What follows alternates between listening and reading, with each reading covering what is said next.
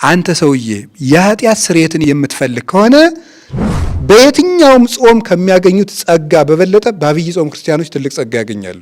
ሁል ጊዜ ከሚፈትናቸው ይልቅ ሰይጣን ክርስቲያኖችን ጠንክሮ የሚፈትናቸው በአብይ ጾም ነው። ምክንያቱም አብይ ጾም ሁለት ነገር ስላለው ነው። ቤተ ክርስቲያን ያሰራችሁ ትኖራላችሁ፣ ራሳችሁን ችላችሁ ድሃ የምትረዱ ትኖራላችሁ፣ ሌት ተቀን የምትሰግዱ ትኖራላችሁ፣ እቤታችሁ ስዕል ቤት ኑራችሁ ስትቀጠቀጡ የምትኖሩ ትኖራላችሁ፣ ገድላት የምታነቡ ትኖራላችሁ። አገልግሎታችሁ ሙሉ የሚሆነው ግን አንድ ክርስቲያን ጾም ጾሞ የጾሙ መጨረሻ ላይ ጸጋ ካላገኘ ተንኮለኛ ነው ማለት ነው።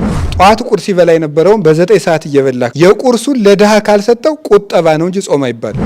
ከዓመቱ ዕለታት ውስጥ ጾሙ የሚበዛበት ምክንያት አሁን ኢትዮጵያ ውስጥ ቅዳሴ ቸግሮ ነው። በኢትዮጵያ ከተሞች 40 ቀን በሙሉ ይቀደሳል። እንደ ኢትዮጵያ ቤተክርስቲያን ያለ ሌትም ሙሉ ቆመው የሚያድሩ ካህናት ያሏት ቤተክርስቲያን በየትም ዓለም የለችም። ታዲያ እንደዚህ ሁሉ ሲቀደስ ምንድነው ግን ይቅርታ የማናገኘው የእግዚአብሔርን ፊት የማናየው ለምን ይመስላችኋል? ቅዳሴን ቅዳሴ የሚያደርገው እነዚህ ሁለቱ ምሰሶዎች ናቸው።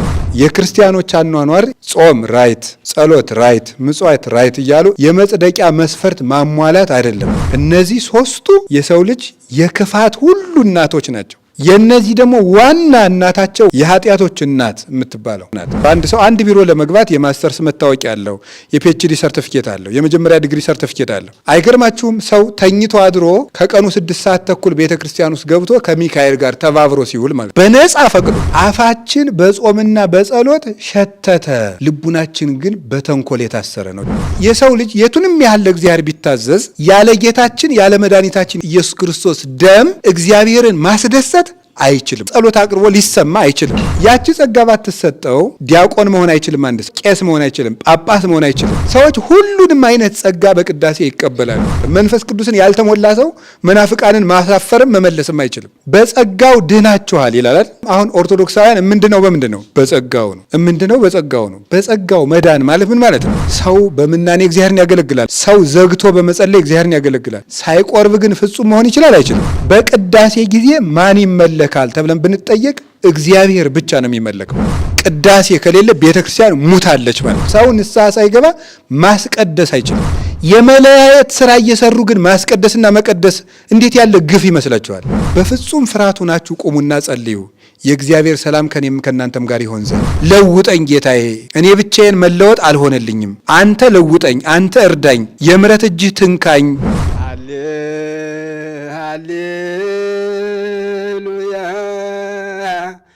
በስመ አብ ወወልድ ወመንፈስ ቅዱስ አሐዱ አምላክ።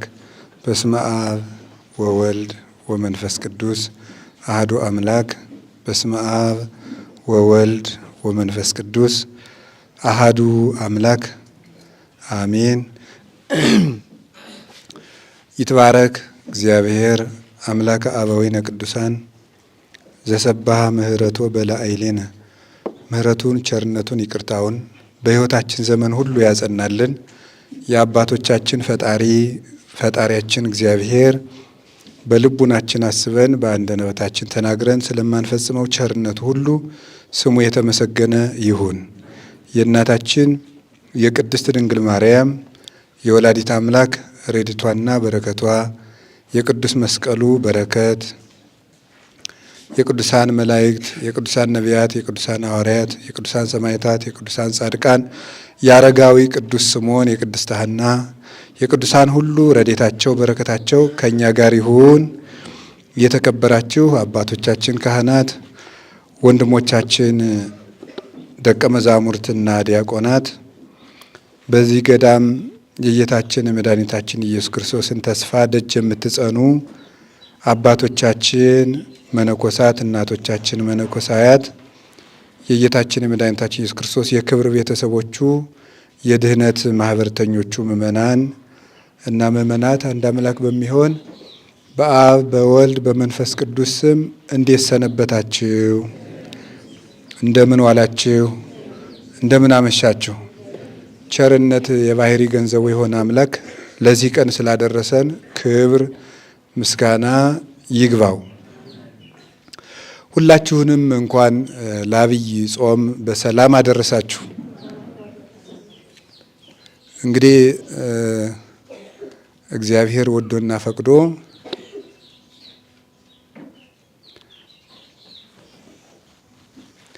የአብይ ጾም ትምህርት ስንማማር አሁን ስንተኛ አብይ ጾማችን ነው? ጉባኤ ቤታችን ተጀምሮ የአብይ ጾም ትምህርት ስንማማር 4 አብይ ጾም አብረን ከርመናል ማለት ነው። በእግዚአብሔር ቸርነት 4 አብይ ጾም አብረን ቆይተናል ማለት ነው። በ4ቱ አብይ ጾሞች የተማማርናቸው ትምህርቶች አሉ። ራሳቸውን የቻሉ ትምህርቶችን ተማምረናል። በአንደኛው አብይ ጾም 5ቱን አዕማደ ምስጢር ስንማማር ቆይተናል።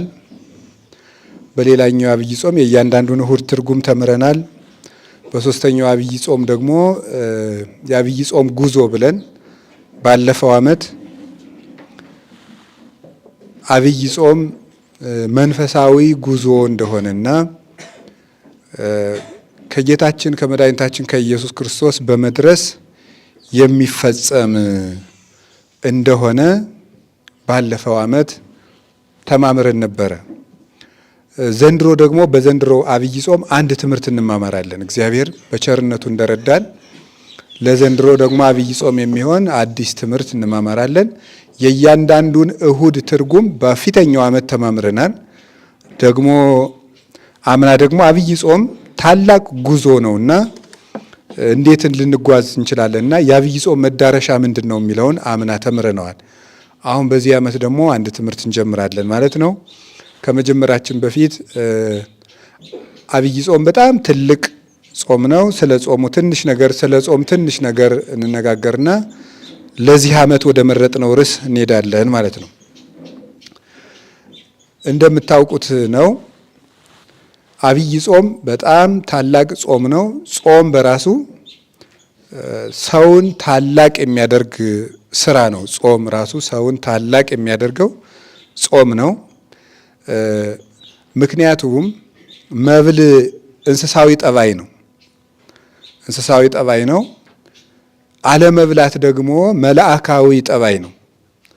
ስለዚህ የሰው ልጅ ወደ አለመብላት በሄደ ቁጥር ይበልጥ እግዚአብሔርን እየመሰለ ይሄዳል ማለት ነው። እግዚአብሔርን እየመሰለ ይሄዳል። መብላት እንስሳትን የሚያስመስል ሲሆን መጾም ደግሞ እግዚአብሔርን ያስመስላል። እግዚአብሔር አይበላም አይጠጣምና፣ መላእክትም አይበሉም አይጠጡምና። በተለይ ደግሞ የእግዚአብሔር ቤተሰቦች አሁን በአዲስ ኪዳን በብሉይ ኪዳንም ይህን አድርገውታል አባቶቻችን። በአዲስ ኪዳን ይበልጥ ደግሞ ክርስቲያንነት ማለት የሰማዩን ሕይወት በምድር መቅመስ ማለት ነው። የክርስቲያኖች አኗኗር የመንግስተ ሰማያትን ኑሮ በምድር መቅመስና መለማመድ ነው እንጂ የመንግስተ ሰማያት መስፈርት ማሟላት አይደለም። ጾም ራይት፣ ጸሎት ራይት፣ ምጽዋት ራይት እያሉ ኤክስና ራይት እያሉ የመጽደቂያ መስፈርት ማሟላት አይደለም። መንግስተ ሰማያትን በምድር መለማመድ ነው። ክርስትና እሱ ነው። መንግስተ ሰማያትን በምድር መለማመድ ነው። ጌታም የሉቃስ ወንጌል ምዕራፍ 17 ቁጥር 21 ላይ የእግዚአብሔር መንግስት በመካከላችሁ ናት ሲል ለዚያ ነው። መንግስተ ሰማያት ኋላ ሂደን የምንገባበት የሆነ ከተማ ሳይሆን አሁን በምድር ላይ የምንለማመደውና የምንቀምሰው በአቅማችን የምንኖርበት ህይወት ነው መንግስተ ሰማያት የሚባል። ስለ ሀገር አይደለም የምናወቀው። መንግስተ ሰማያት ባልን ጊዜ ከእግዚአብሔር ጋር አሁን ያለን ህብረት ነው መንግስተ ሰማያት የሚባለው። ስለዚህ የመንግስተ ሰማያት ኑሮ መብል የለውም፣ መጠጥ የለውም፣ መጋባት የለውም፣ ድግስ የለውም፣ ምን የለውም። ስለዚህ የመንግስተ ሰማያትን ኑሮ እየበላን መኖር ነው። ኋላ ሳንበላ የምንኖረውን ጨርሶ ሳንበላ የምንኖረውን ህይወት አሁን ጥቂት እየበላን መኖር ማለት ነው መጾም ማለት።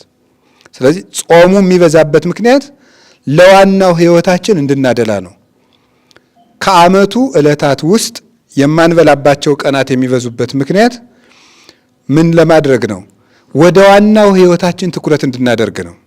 ቅዱስ ጳውሎስ ከርስ ለመብል ወመብልኒ ለከርስ እግዚአብሔር ይስዕሮሙ ለክልኤሆሙ። መብል ለሆድ ነው፣ ሆድም ለመብል ነው።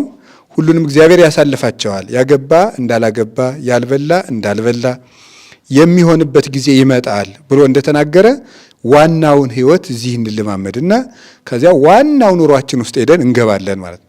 ስለዚህ ጾም የሰው ልጅ ክብሩ ነው ማለት ነው። የሰው ልጅ ክብሩ ጾም ነው። የሰው ልጅ ክብሩ ሰውን ሰው የሚያሰኘው ጾም ነው። ሰውን ደግሞ መብል ያወርደዋል አይደል?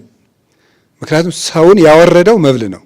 አዳም በልቶ ወረደ። በቃ ሰው በምን ይወርዳል ቢባል በምግብ ነው የሚወርደው። አዕዋፍ ይሰገሩ በእንተ መብልዖሙ፣ ወፎች በጥሬ ይጠመዳሉ፣ ሰው በመብል ከክብር ይወርዳል። ጾም ደግሞ እግዚአብሔርን ያስመስለዋል ማለት እና ሰው ለምንድን ነው የሚጾመው ቢባል እግዚአብሔርን ለመምሰል ነው የሚጾመው። እግዚአብሔርን ለመምሰል ነው። ወደ አለመብላት እየበሉ ወደ አለመብላት መሄድ ነው። እየበሉ ወደ አለመብላት መሄድ ነው።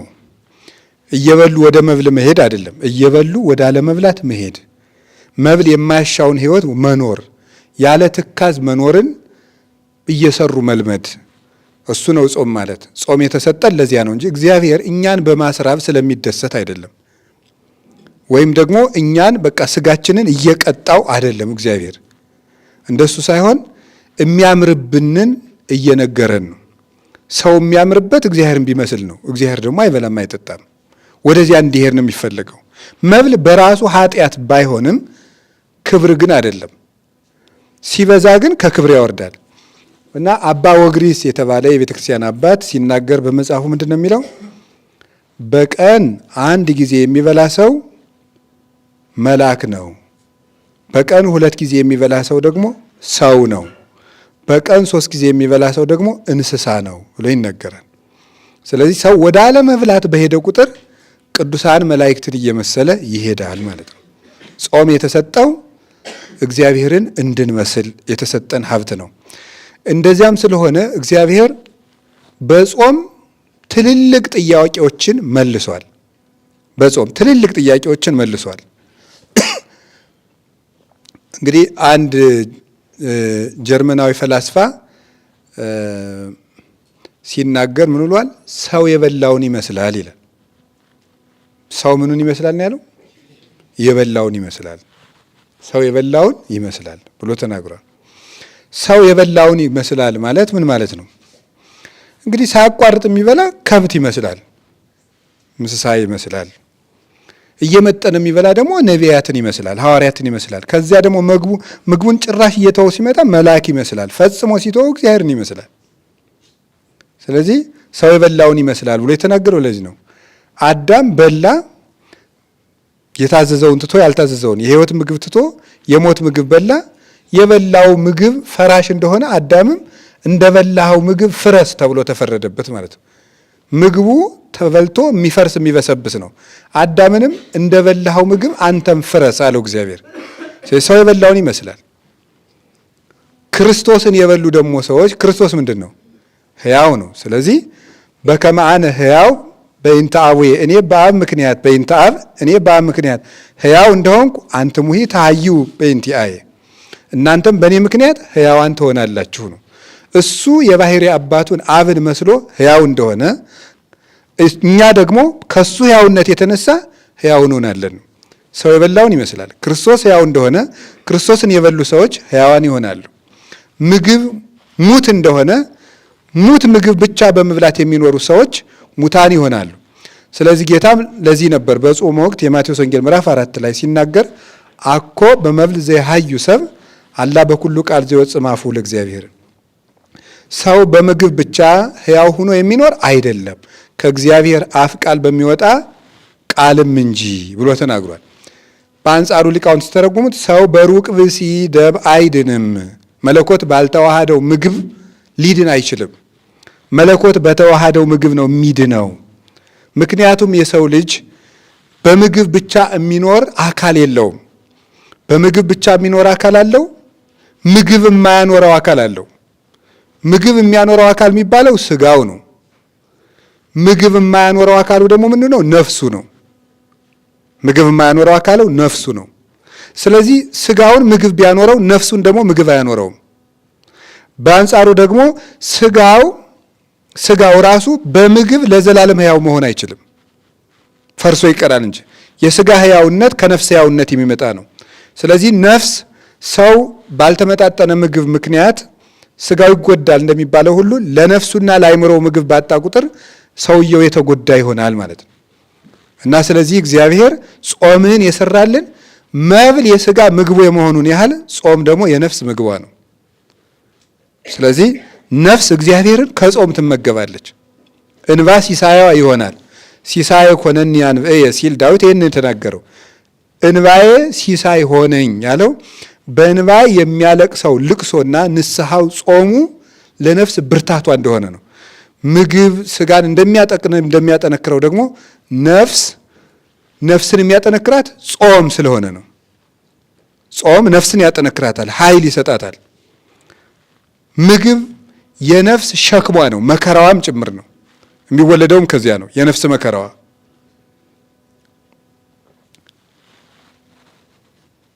ዝንቦችና ትንኞች እንዲርቁ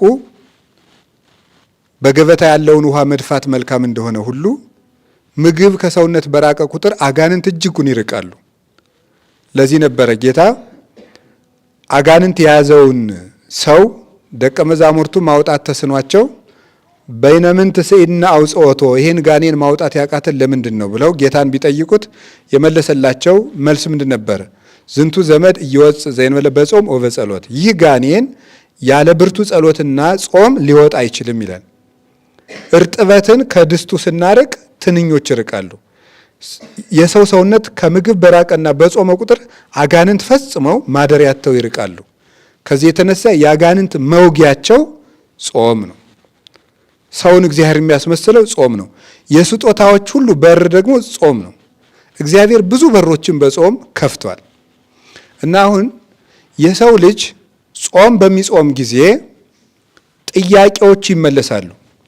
ለምሳሌ ነቢዩ ሙሴ ጾሞ እንደተነገራችሁት ሕግ ተቀብሏል። ካሁን ቀደም እንደተማር ነው ነቢያት ሁሉ 40 ቀን ጾመው ዕዝራ 40 ቀን ቢጾም የመጻሕፍት ጥያቄ ተመልሰውለታል። ኤልያስ 40 ቀን ቢጾም የሕይወት ጥያቄ ተመልሶለት ከሞት ተሰውሯል። ስለዚህ ጾም የሕይወት ጥያቄን ይመልሳል ማለት ነው። አስቴር 3 ቀን ብትጾም የሰላም ጥያቄ ተመልሶላታል። ወገኖቹ አንድ ሀገር ሊጠፋ ነበረ። የአንድ ሀገር ሕዝብ በ3 ቀን ጸሎት አትርፋለች። ከተሳለ ሰይፍና ስለት ከጦር ጉሮሮ አውጥታለች። ሰዎች ከሞት በ3 ቀን ጾም ድነዋል። በ3 ቀን ጾም ከሞት ከተጻፈ የሞት ደብዳቤ እስራኤላውያን የዳኑት በአስቴር የ3 ቀን ጾም እና ጸሎት ነው። እንደምታውቁት ቅዱሳን ሐዋርያት በፍልሰታ ጾም እመቤታችንን አሳየን ብለው ጾመው ነበር። ጥያቄያቸው ተመልሰው አይተዋል። ጌታችን ኢየሱስ ክርስቶስ ደግሞ በዚህ አብይ ጾም የሰው ልጆችን የኃጢአት ምንጮች የሚባሉት በተለይ ስስት፣ ትዕቢት እና የገንዘብ ፍቅር፣ እነዚህ 3ቱ የሰው ልጅ የክፋት ሁሉ እናቶች ናቸው። ስስት፣ የገንዘብ ፍቅር እና ትዕቢት። የነዚህ ደግሞ ዋና እናታቸው ወላጅ እናታቸው ትዕቢት ናት። የኃጢአቶች እናት የምትባለው ትዕቢትና ኩራት የኃጢአቶች እናት ነው የምትባለው መታጀር። እነዚህን ቀጥቅጦ ያጠፋበት ቀን ነው ጾም እና ቅዱስ አትናቴዎስ እንደሚናገረው ሰይጣን በየዓመቱ ክርስቲያኖችን ሁልጊዜ ከተዋጋበት ውጊያ ይልቅ በአብይ ጾም አብልጦ ይዋጋቸዋል ይላል። ሁልጊዜ ከሚፈትናቸው ይልቅ ሰይጣን ክርስቲያኖችን ጠንክሮ የሚፈትናቸው በአብይ ጾም ነው። ምክንያቱም አብይ ጾም 2 ነገር ስላለው ነው። አንደኛው ከክርስቶስ ጋር ስለምንተሳተፍ ነው፣ የራሱ ጾም ስለሆነ። ሁለተኛው ደግሞ ትልቁ ጠላታችን የተሸነፈበት ጾም ነው። ከዚህ የተነሳ ክርስቲያኖች በአብይ ጾም በትልቁ ይፈተናሉ። ስትገለብጡት ክርስቲያኖች በአብይ ጾም ትልቅ ጸጋ ያገኛሉ ነው። በየትኛውም ጾም ከሚያገኙት ጸጋ በበለጠ በአብይ ጾም ክርስቲያኖች ትልቅ ጸጋ ያገኛሉ። አንድ ክርስቲያን ጾም ጾሞ የጾሙ መጨረሻ ላይ ጸጋ ካላገኘ ተንኮለኛ ነው ማለት ነው። እርግጠኛ ሆኜ ነው የምነግራችሁ ይሄን ማለት ነው። አንድ ክርስቲያን ጾም ጾሞ የጾሙ መጨረሻ ላይ ጥያቄ ካልተመለሰለት፣ አንድ ችግር ካልፈታ ሰውየው ተንኮለኛ ነው። እናንተም ጭምር ማለት ተስፋ ላስቆርጣችሁ አይደለም፣ በቃ ናችሁ ማለት ነው። ገባችሁ? የጾሙ መጨረሻ ላይ አንድ ችግር ካልፈታችሁ ተንኮለኛ ሰዎች ናቸው። ገባችሁ? ጻድቅ ሸተትኩ መሰል። ችግር የለም። ጉዳዩ አሁን መዳናችን ነው እንጂ እናንተ ስለኔ ያላችሁ አስተሳሰብ ስላልሆነ ችግሩ እሱ ችግር አይሆንም። እንደምንም አድርጋችሁ ሳልኝ ዋናው መጽደቃችሁ ነው። ስለዚህ ችግር አለብን ማለት ነው። አያችሁ? እዩትማ የነነዌ ሰዎች 3 ቀን ጾሙና ጥያቄ ተመለሰ አልተመለሰም? ተመለሰ። የሀገር ጥፋት ቀረ ማለት ነው። እኛ ጾም ጾመን ለምንድን ነው መልስ የማናመጣው? ተንኮለኛ ስለሆንን ነው። አባ ጴሜን የሚባል አባት አፋችን በጾምና በጸሎት ሸተተ፣ ልቡናችን ግን በተንኮል የታሰረ ነው ይላል። ሰው አፉ እስኪሸት ድረስ በሳምንት 5 ቀን ቢጾም ተንኮለኛ ከሆነ የምግብ አድማ ነው እንጂ ጾም አይደለም። ምንም ትርጉም የለው። ጾም የማቴዎስ ወንጌል ምዕራፍ 6 ላይ ስታነቡ ምንድን ነው ያለው? ስትጾሙ ራሳችሁን ምን በሉ ነው ያለው?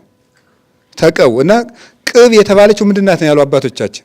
ፍቅር ናት ይላል። ስትጾሙ ራሳችሁን ተቀቡ። ራስ ለምንድን ነው ራሳችሁን ተቀቡ ያለ? እንደው እግራችሁን ተቀቡ ድካሙ እንዲልቃችሁ አይደለም? እጃችሁን ተቀቡ ለምንድን ነው ያለው? ራስ ምንድን ነው? ራስ የተባለ ልብ ነው። አለቃ ማለት ነው። ራስ ልብ ነው። ልብ በፍቅር ካለዘበ ጾሙ ከራራ ነው። አታታለው ደረቅ ቆዳ አይታችሁ ታውቃላችሁ? የበሬው ቆዳ ተገፎ ሲሰጣ ደርቆ ፀሐይ ከመታው በኋላ ወግቶ የሚጥል ነው በጣም።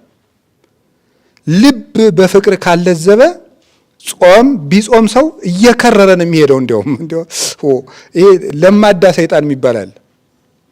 ሰው ያለ ፍቅር በጾመ በጸለየ ቁጥር ከራራ ቆዳ ነው የሚሆነው። ተነግሮ የማይሰማ ማለት ግትር፣ ተነግሮ የማይሰማ ምክንያቱም መንፈሳዊ ነኝ ነው የሚለው። እንዴ አይጣላይ ድረስ ነው እኮ የተለሰነ መቃብር ማለት ይሄ ነው። እንዳይነገር መንፈሳዊ ነው፣ ጻድቅ ነው። እንዴ በየት ተገብቶ ይነገራል? አይመከር ነገር ከባድ ነገር ነው። ስለዚህ እግዚአብሔር ጥያቄያችን እንዲመልስልን ይቅርታና ፍቅር እጅግ የነፍስ መድኃኒቶች ናቸው። ካልሆነ ግን እግዚአብሔር ከምግብ ጋር መቻጣላንና እጽዋቱ ምን በደሉ? ጤፍ ምን በድሎ? ስንዴ ምን በድሎ? ባቄላ ምን በድሎ? እንኳን ሌላ የበሬ ስጋስ ምን በድሎ? ጉዳዩ ከምግብ ጋር ሳይሆን እግዚአብሔርን በምህረት መምሰል ነው። ጾም ማለት ምህረት፣ ጾም የምህረት እናት ናት፣ የጸሎትም እናት ናት። ጾም እማ ለጸሎት እህታ ለአርምሞ ወጥንት ለኩሉ ገድል ሰናይት። ጾም ማለት ምን ማለት ነው የሚለው ማር ይስሐቅ ላይ ሲናገር ጾም ማለት የጸሎት እናት፣ የአርምሞ እህት፣ የመልካም ተጋድሎ ሁሉ መሰረት ናት ብሏል። ጾም ሲናገር ጾም የዚህ ሁሉ ምንጭ ናት። ምሕረት ደግሞ ይከተላታል። አንድ ሰው እየጾመ ካልመጸወተ እንግዲህ ጠዋት ቁርስ ይበላ የነበረውን በ9 ሰዓት እየበላ ከጾመ የቁርሱን ለድሃ ካልሰጠው ቁጠባ ነው እንጂ ጾም አይባልም። ምጽዋት የሌለው ጾም አይባልም። ምክንያቱም ጾምን የሚያሳምራት ምሕረት ስለሆነ ነው። እና በነገራችሁ ላይ ጾሙን ስትጾሙ መጨረሻ ላይ መልካም ነገር ማግኘት አለባችሁ ያለው ቅዱስ ዮሐንስ አፈወርቅ ነው። ጾም ስትጨርሱ የጾም መጨረሻ ላይ አምናችሁ አንድ ነገር አገኛለሁ ብሎ መጾም ይገባል። ስለዚህ አብይ ጾም ትልቅ ጾም ነው። እንዲሁም የአባቶቻችን የነ ቅዱስ ዮሐንስ አፈወርቅ የሌሎችም ቅዱሳን አባቶቻችን ትልልቅ ድርሰቶቻቸው የተደረሱት በአብይ ጾም በሰበኳቸው ስብከቶች ነው። አብይ ጾም ትልቅ ጾም ነው። ጌታችን መድኃኒታችን ኢየሱስ ክርስቶስ ትልቁን አገልግሎት የጀመረው ከአብይ ጾም በኋላ ነው።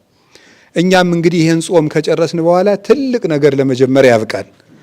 ትልቅ ጾም ነው። እግዚአብሔር እኛንም ትልቅ ያርገን፣ ከማነስ ያውጣን፣ ከመከራ ያውጣን፣ ሰላም ይስጠን፣ በጎ ነገር ያርግልን።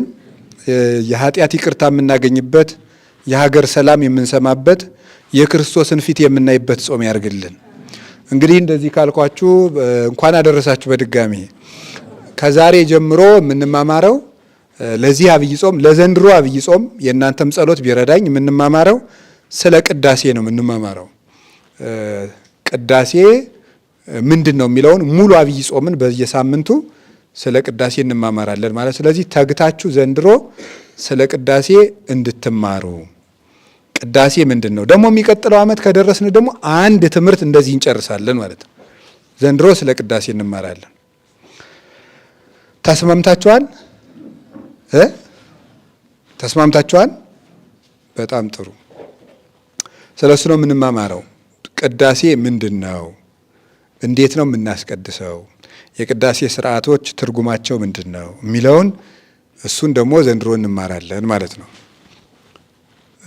እንደዚህ ካልን አሁን የምንጀምረው ቅዳሴ ምንድን ነው የሚለውን ነው ዛሬ የምንማማረው። መግቢያችን የዐቢይ ጾም የቅዳሴ ትምህርት ነው የምንማማረው ዘንድሮ።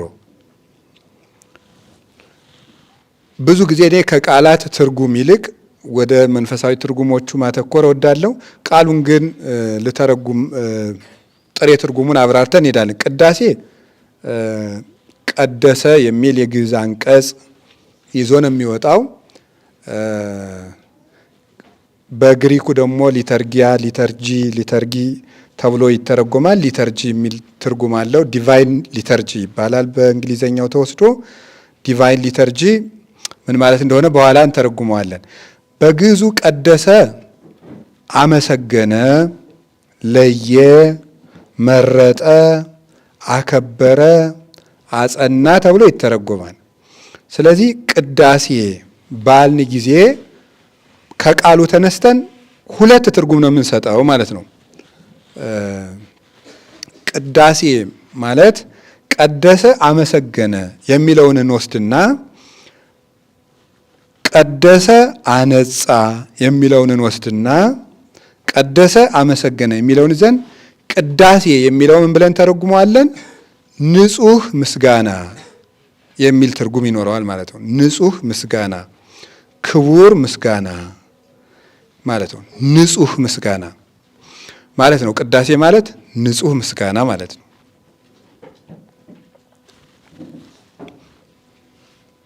ለምንድን ነው ንጹህ ምስጋና የሚባለው?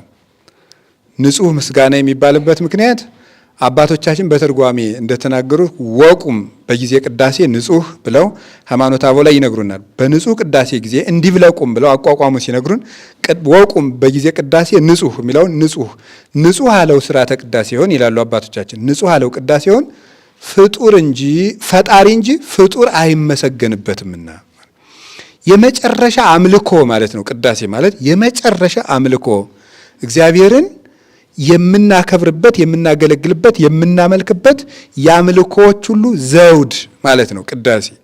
ስለዚህ ፈጣሪ የሚመሰገንበት፣ የሚከብርበት፣ የሚሰገድበት፣ የሚመለክበት ምስጋና ማለት ነው። ቅዳሴውን ንጹህ አለው ፍጡር አይመሰገንበትም።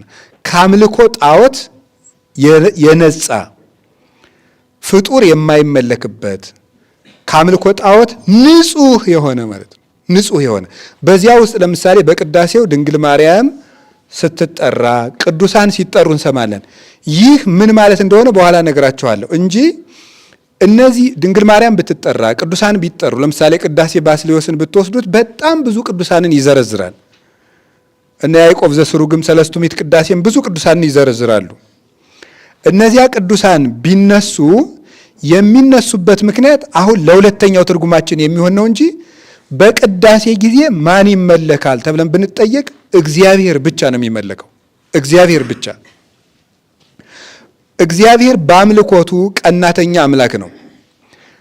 እግዚአብሔር አባቶቻችን እንዳስተማሩን እግዚአብሔር ጎልማሳ በሚስቱ ንጉሥ በመንግስቱ ቢገቡባቸው እንደማይወዱ ሁሉ እግዚአብሔር በአምልኮቱ ቢገቡበት አይወድም።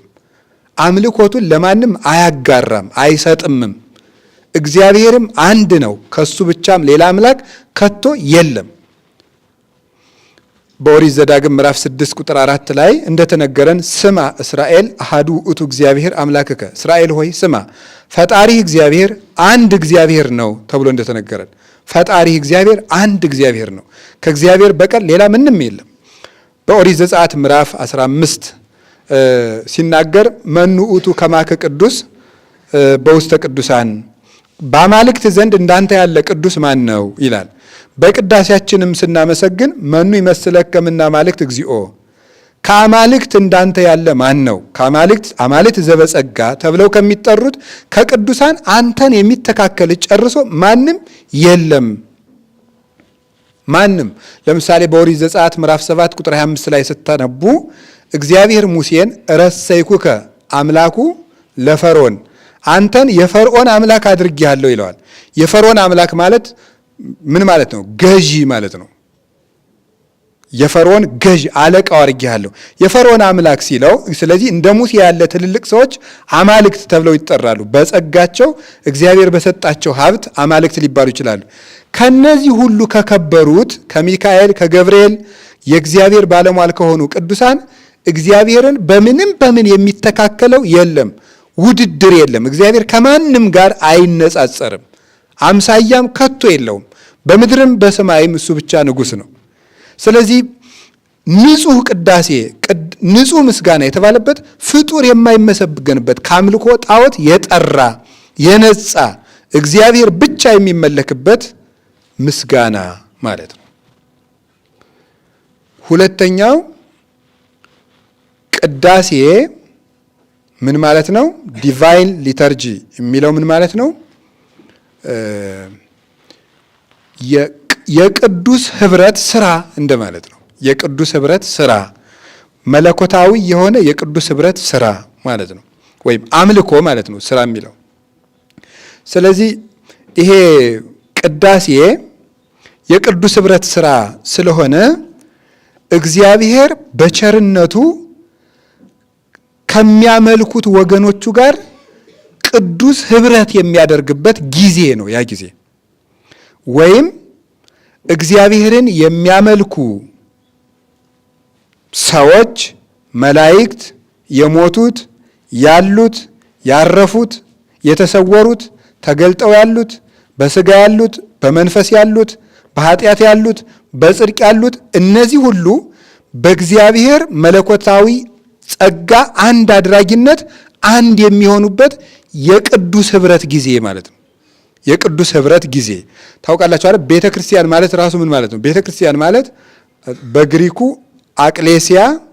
ኤግሌሲያ የምትባለው ቅድስት ህብረት ማለት ነው። ቤተ ክርስቲያን ማለት ራሱ ቅድስት ህብረት ማለት ነው። ብዙ ትርጉም አለው። 4-5 ትርጉም አለው። ቤተ ክርስቲያን ባልን ጊዜ የእግዚአብሔር ቤት የሚልም ትርጉም አለው። ለአሁኑ ትርጉማችን የሚስማማው አንደኛው ከብዙ ትርጉም አንዱ ቅድስት ህብረት ነው። ስለዚህ ቤተ ክርስቲያን የምትተባበረው በምንድን ነው? በቅዳሴ ነው። ስለዚህ ቅዳሴ ማለት ቅዱስ ህብረት ማለት ነው። እግዚአብሔርና ሰዎች በእግዚአብሔር ቸርነት ጸጋ የሚተባበሩበት የሚዋሃዱበት ጊዜ ነው። ምልክት፣ ተግባር፣ ተልእኮ አይደለም። ቅዱስ ህብረት ነው። ሱታፌ ነው። ከእግዚአብሔር ጋር መሳተፍ ነው። አንድ መሆን ነው እንጂ የሆነ ተግባር መፈጸም አይደለም። ልክ ጣዖት አምላኪው ሰውዬ ሄዶ በሬውን እርድ አድርጎ እንደሚመጣው የሆነ ትእዛዝ መፈጸም አይደለም። ከእግዚአብሔር ጋር የሚደረግ ቅዱስ የሆነ ህብረት ተሳትፎ ነው ቅዳሴ ማለት። ከቃሉ ጋር ናችሁ? እግዚአብሔር ከሁላችን ጋር ይሁን። ስለዚህ ቅዳሴ ምንድን ነው ያለው? ንገሩኝ። ንጹሕ ምስጋናና ቅዱስ ምንድን ነው? ህብረት ነው ማለት ነው። ቅዳሴን ቅዳሴ የሚያደርገው እነዚህ ሁለቱ ምሰሶዎች ናቸው። እነዚህ ሁለቱ ማለት ነው። ስለዚህ ሰው ንስሐ ሳይገባ መቀደስ የለበትም። ንስሐ ሳይገባ ማስቀደስ ራሱ አይችልም። ታውቃላችሁ፣ ሰው ንስሐ ሳይገባ ማስቀደስ አይችልም። ቅዱስ ዮሐንስ አፈወርቅ ኤፌሶንን በተረጎመበት ድርሳኑ ለቁርባን ሳትበቃ ለምንድን ነው የምታስቀድሰው ይላል። ለቁርባን ያልበቃ ህይወት ካለ አታስቀድስ። ቁርባኑ ብቻ ሳይሆን ምስጋናውም ቅዱስ ነው ይላል። ምስጋናው ራሱ ቅዱስ ነው። ስለዚህ ለማስቀደስ ራሱ ንስሐ መግባት ያስፈልጋል ማለት ነው። ለማስቀደስ ራሱ እንግዲህ ደግሞ እንደዚህ ስል ሰው ወጥቶ እንዳይጠፋ ችግር ነው። አሁን ይሄ ማለት ምን ማለት መሰላችሁ? ቆይ እጃችሁን ሳትታጠቡ እንጀራ መብላት አይቻልም ማለት እንዳትበሉ ውጡ ማለት ነው። ምን ማለት ነው ታዲያ? ታጠቡና ብሉ ማለት ነው።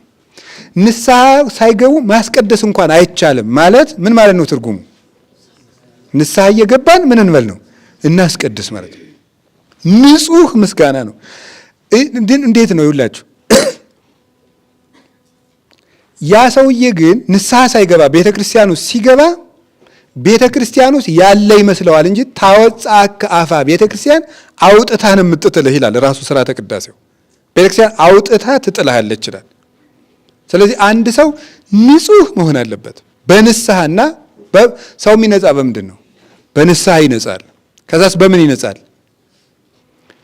በእርቅ እና በይቅርታ ይነጻል። ለምሳሌ ከቤተ ክርስቲያኑ በር ላይ ምን የሚል አለ? ደጀ ሰላም የሚባል አለ አይደለም? ያ ደጀ ሰላም ቅዳሴው ንጹህ ስለሆነ ቂም የያዙ ሰዎች እንዳይገቡ ከቂም የሚነጹበት ነው የቤተ ክርስቲያኑ በር ማለት ነው። እዚያ ላይ ምን ማድረግ አለባቸው? መጀመሪያ ይቅርታ ጠይቀው ነው መግባት ያለባቸው። የማቴዎስ ወንጌል ምዕራፍ 5 ላይ ጌታ ነግሮናል ማለት ነው። መስዋዕት ይዘህ መጥተህ ከቤተ ክርስቲያኑ ስትደርስ ወንድምህን እንዳስቀየምከው ብታስታውስ መባህን አስቀምጠህ ሂድና ወንድምህን ታርቀህ መጥተህ መስዋዕትህን አቅርብ። ይህን አለው። የይቅርታ በር ነው ያ በር ራሱ ማለት ነው። ያችን በር ራሱ የቤተ ክርስቲያኑን በር ደጀ ሰላም ነው ስሙ። ከዚያች ውጭ ማለፍ አይቻልም። ጳጳሱ እንደውም እዚያ ቆሞ ቢደክመው ደግሞ ኤጲስቆጶሱ ወይም ቆሞሱ የቤተ ክርስቲያኑ አለቃ እንደኛ ደግሞ የገዳሙ አበምኔት ከቤተ ክርስቲያኑ በር ላይ ቆሞ ምን ልታደርጉ መጣችሁ እያሉ ምዕመናን መጠየቅ አለበት። ምን ልታደርጉ መጣችሁ ብሎ ከክርስቶስ ጋር ለመታረቅ መሆኑን ታርቀው መምጣታቸውን ማረጋገጥ አለበት ማለት ነው። እዚች ቤተ ክርስቲያን ውስጥ ባይድ አይኖርባትም። ሥርዓተ ቅዳሴው እንደሚለው ባይድ በቤቷ አይኖርም። ባይድ ማለት ከርቅ ውጭ ሆነ፣ ከሰላም ውጭ ሆነ፣ ከአንድነት ውጭ ሆነ። ደግሞ እንደዚህ ስላችሁ ጊዜ እኔ እስከምታረቅ ድረስ ቤተክርስቲያን አልሄድም በሉ። ደግሞ መቼም ሰው መከረኛ ፍጡር ነው። እንደው አይጣል እኮ ነው። ታርቀን እንምጣ ነው እንጂ ቂማችን ይዘን ቁጭ እንዲሁ አይጣል ላይ ድረስ እኮ ነው። ሰው ወደ ሕክምና እና ሲባል የለም በቃ ብሎ በሽታዬን አትንኩብኝ አይባልም። በሽታ ለሐኪም አሳይቶ መግባት ነው። ንጹህ ቅዳሴ። ይሄ አሁን ኢትዮጵያ ውስጥ ቅዳሴ ቸግሮ ነው። በኢትዮጵያ ከተሞች 40 ቀን በሙሉ ይቀደሳል። 40 ቀን በሙሉ የትኞቹም ከተሞች ብትሄድ እርግጠኛ ነኝ 40 ቀን ይቀደሳል። ታዲያ እንደዚህ ሁሉ ሲቀደስ ምንድነው ግን ይቅርታ የማናገኘው የእግዚአብሔርን ፊት የማናየው ለምን ይመስላችኋል? ንስሐም አንገባም፣ አንታረቅም፣ ከዘረኝነትም የጸዳ አይደለም። ከዛ ገብቶ ቅዳሴ ይሄ መስተካከል አለበት። እግዚአብሔር ከረዳን የእግዚአብሔር ቤተሰቦች አሁን ቅዳሴው ሊቀደስ ነው። አብይ ጾም መጥቶልናል፣ እግዚአብሔር ይመስገን። ሰዓታት ይቆማሉ አባቶቻችን ደክመው ሌቱም ሙሉ። ግን ለምን ምሕረት አያሰጥም? እንደ ኢትዮጵያ ቤተ ክርስቲያን ያለ ሌቱም ሙሉ ቆመው የሚያድሩ ካህናት ያሏት ቤተ ክርስቲያን በየትም ዓለም የለችም። በየትም ዓለም ሌሊቱም ሙሉ የሚታደርባት ቤተ ክርስቲያን የኢትዮጵያ ቤተ ክርስቲያን ናት። ለምንድን ነው ምሕረት የማይመጣው? ንስሐ ስለማንገባ ነው። ቅዳሴው ንጹህ ነው። ንስሐ የገባ የታረቀ ልቡን ከተንኮል ያራቀ ቅዳሴ መፎካከሪያ መፎከሪያም አይደለም። አሁንማ መፎከሪያም ጭምር ነው።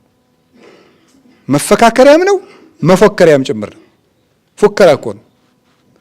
የቅዳሴ የምንነጻበትም ንጹህም ቅዳሴ ነው። ሌላ ቅዱስ ኅብረት ነው። ለምሳሌ አድመኛ ሰዎች ከቅዳሴ ውጭ ነው የሚሆኑት። ነገረ ሰሪ ሰዎች ከቅዳሴ ውጭ ነው የሚሆኑት። መለያየት የሚወዱ ሰዎች ከቅዳሴ ውጭ ነው የሚሆኑት። ለምሳሌ ንሕነሰ ናስቆርር ግብሮሙ ለአላውያን ወኩሎ ፍልጠተ አይደለም የሚለው። አመክንዮአችን ላይ ምንድን ነው የሚለው? ቅዳሴው መሀል ላይ ሲነበብ ምንድን ነው? እኛስ የመናፍቃንን ክፉ ስራቸውን እንጸየፋለን፣ መለየታቸውንም ሁሉ መለየታቸውን ሁሉ መለያየት የካሃዲ ስራ ነው። ናስቆርር ግብሮሙ ለአላውያን የመናፍቃንን ስራ እንጸየፋለን። መናፍቃንን እንጸየፋለን አላልንም፣ የመናፍቃንን ስራ እንጸየፋለን፣ መለየታቸውንም እንጸየፋለን። አሁን ቅዳሴው መሃል መለየታቸውን እንጸየፋለን እያሉ የመለያየት ስራ እየሰሩ ግን ማስቀደስና መቀደስ እንዴት ያለ ግፍ ይመስላችኋል? ቅዳሴው ቅዱስ ኅብረት ነው። መለያየትና አድመኝነት፣ ተንኮል ያላቸው ዘረኝነት ያላቸው ሰዎች ግን ከቅዳሴው ውጭ ጨርሶ የሉም። ሊያስቀድሱም ሊቀድሱም ይችላሉ።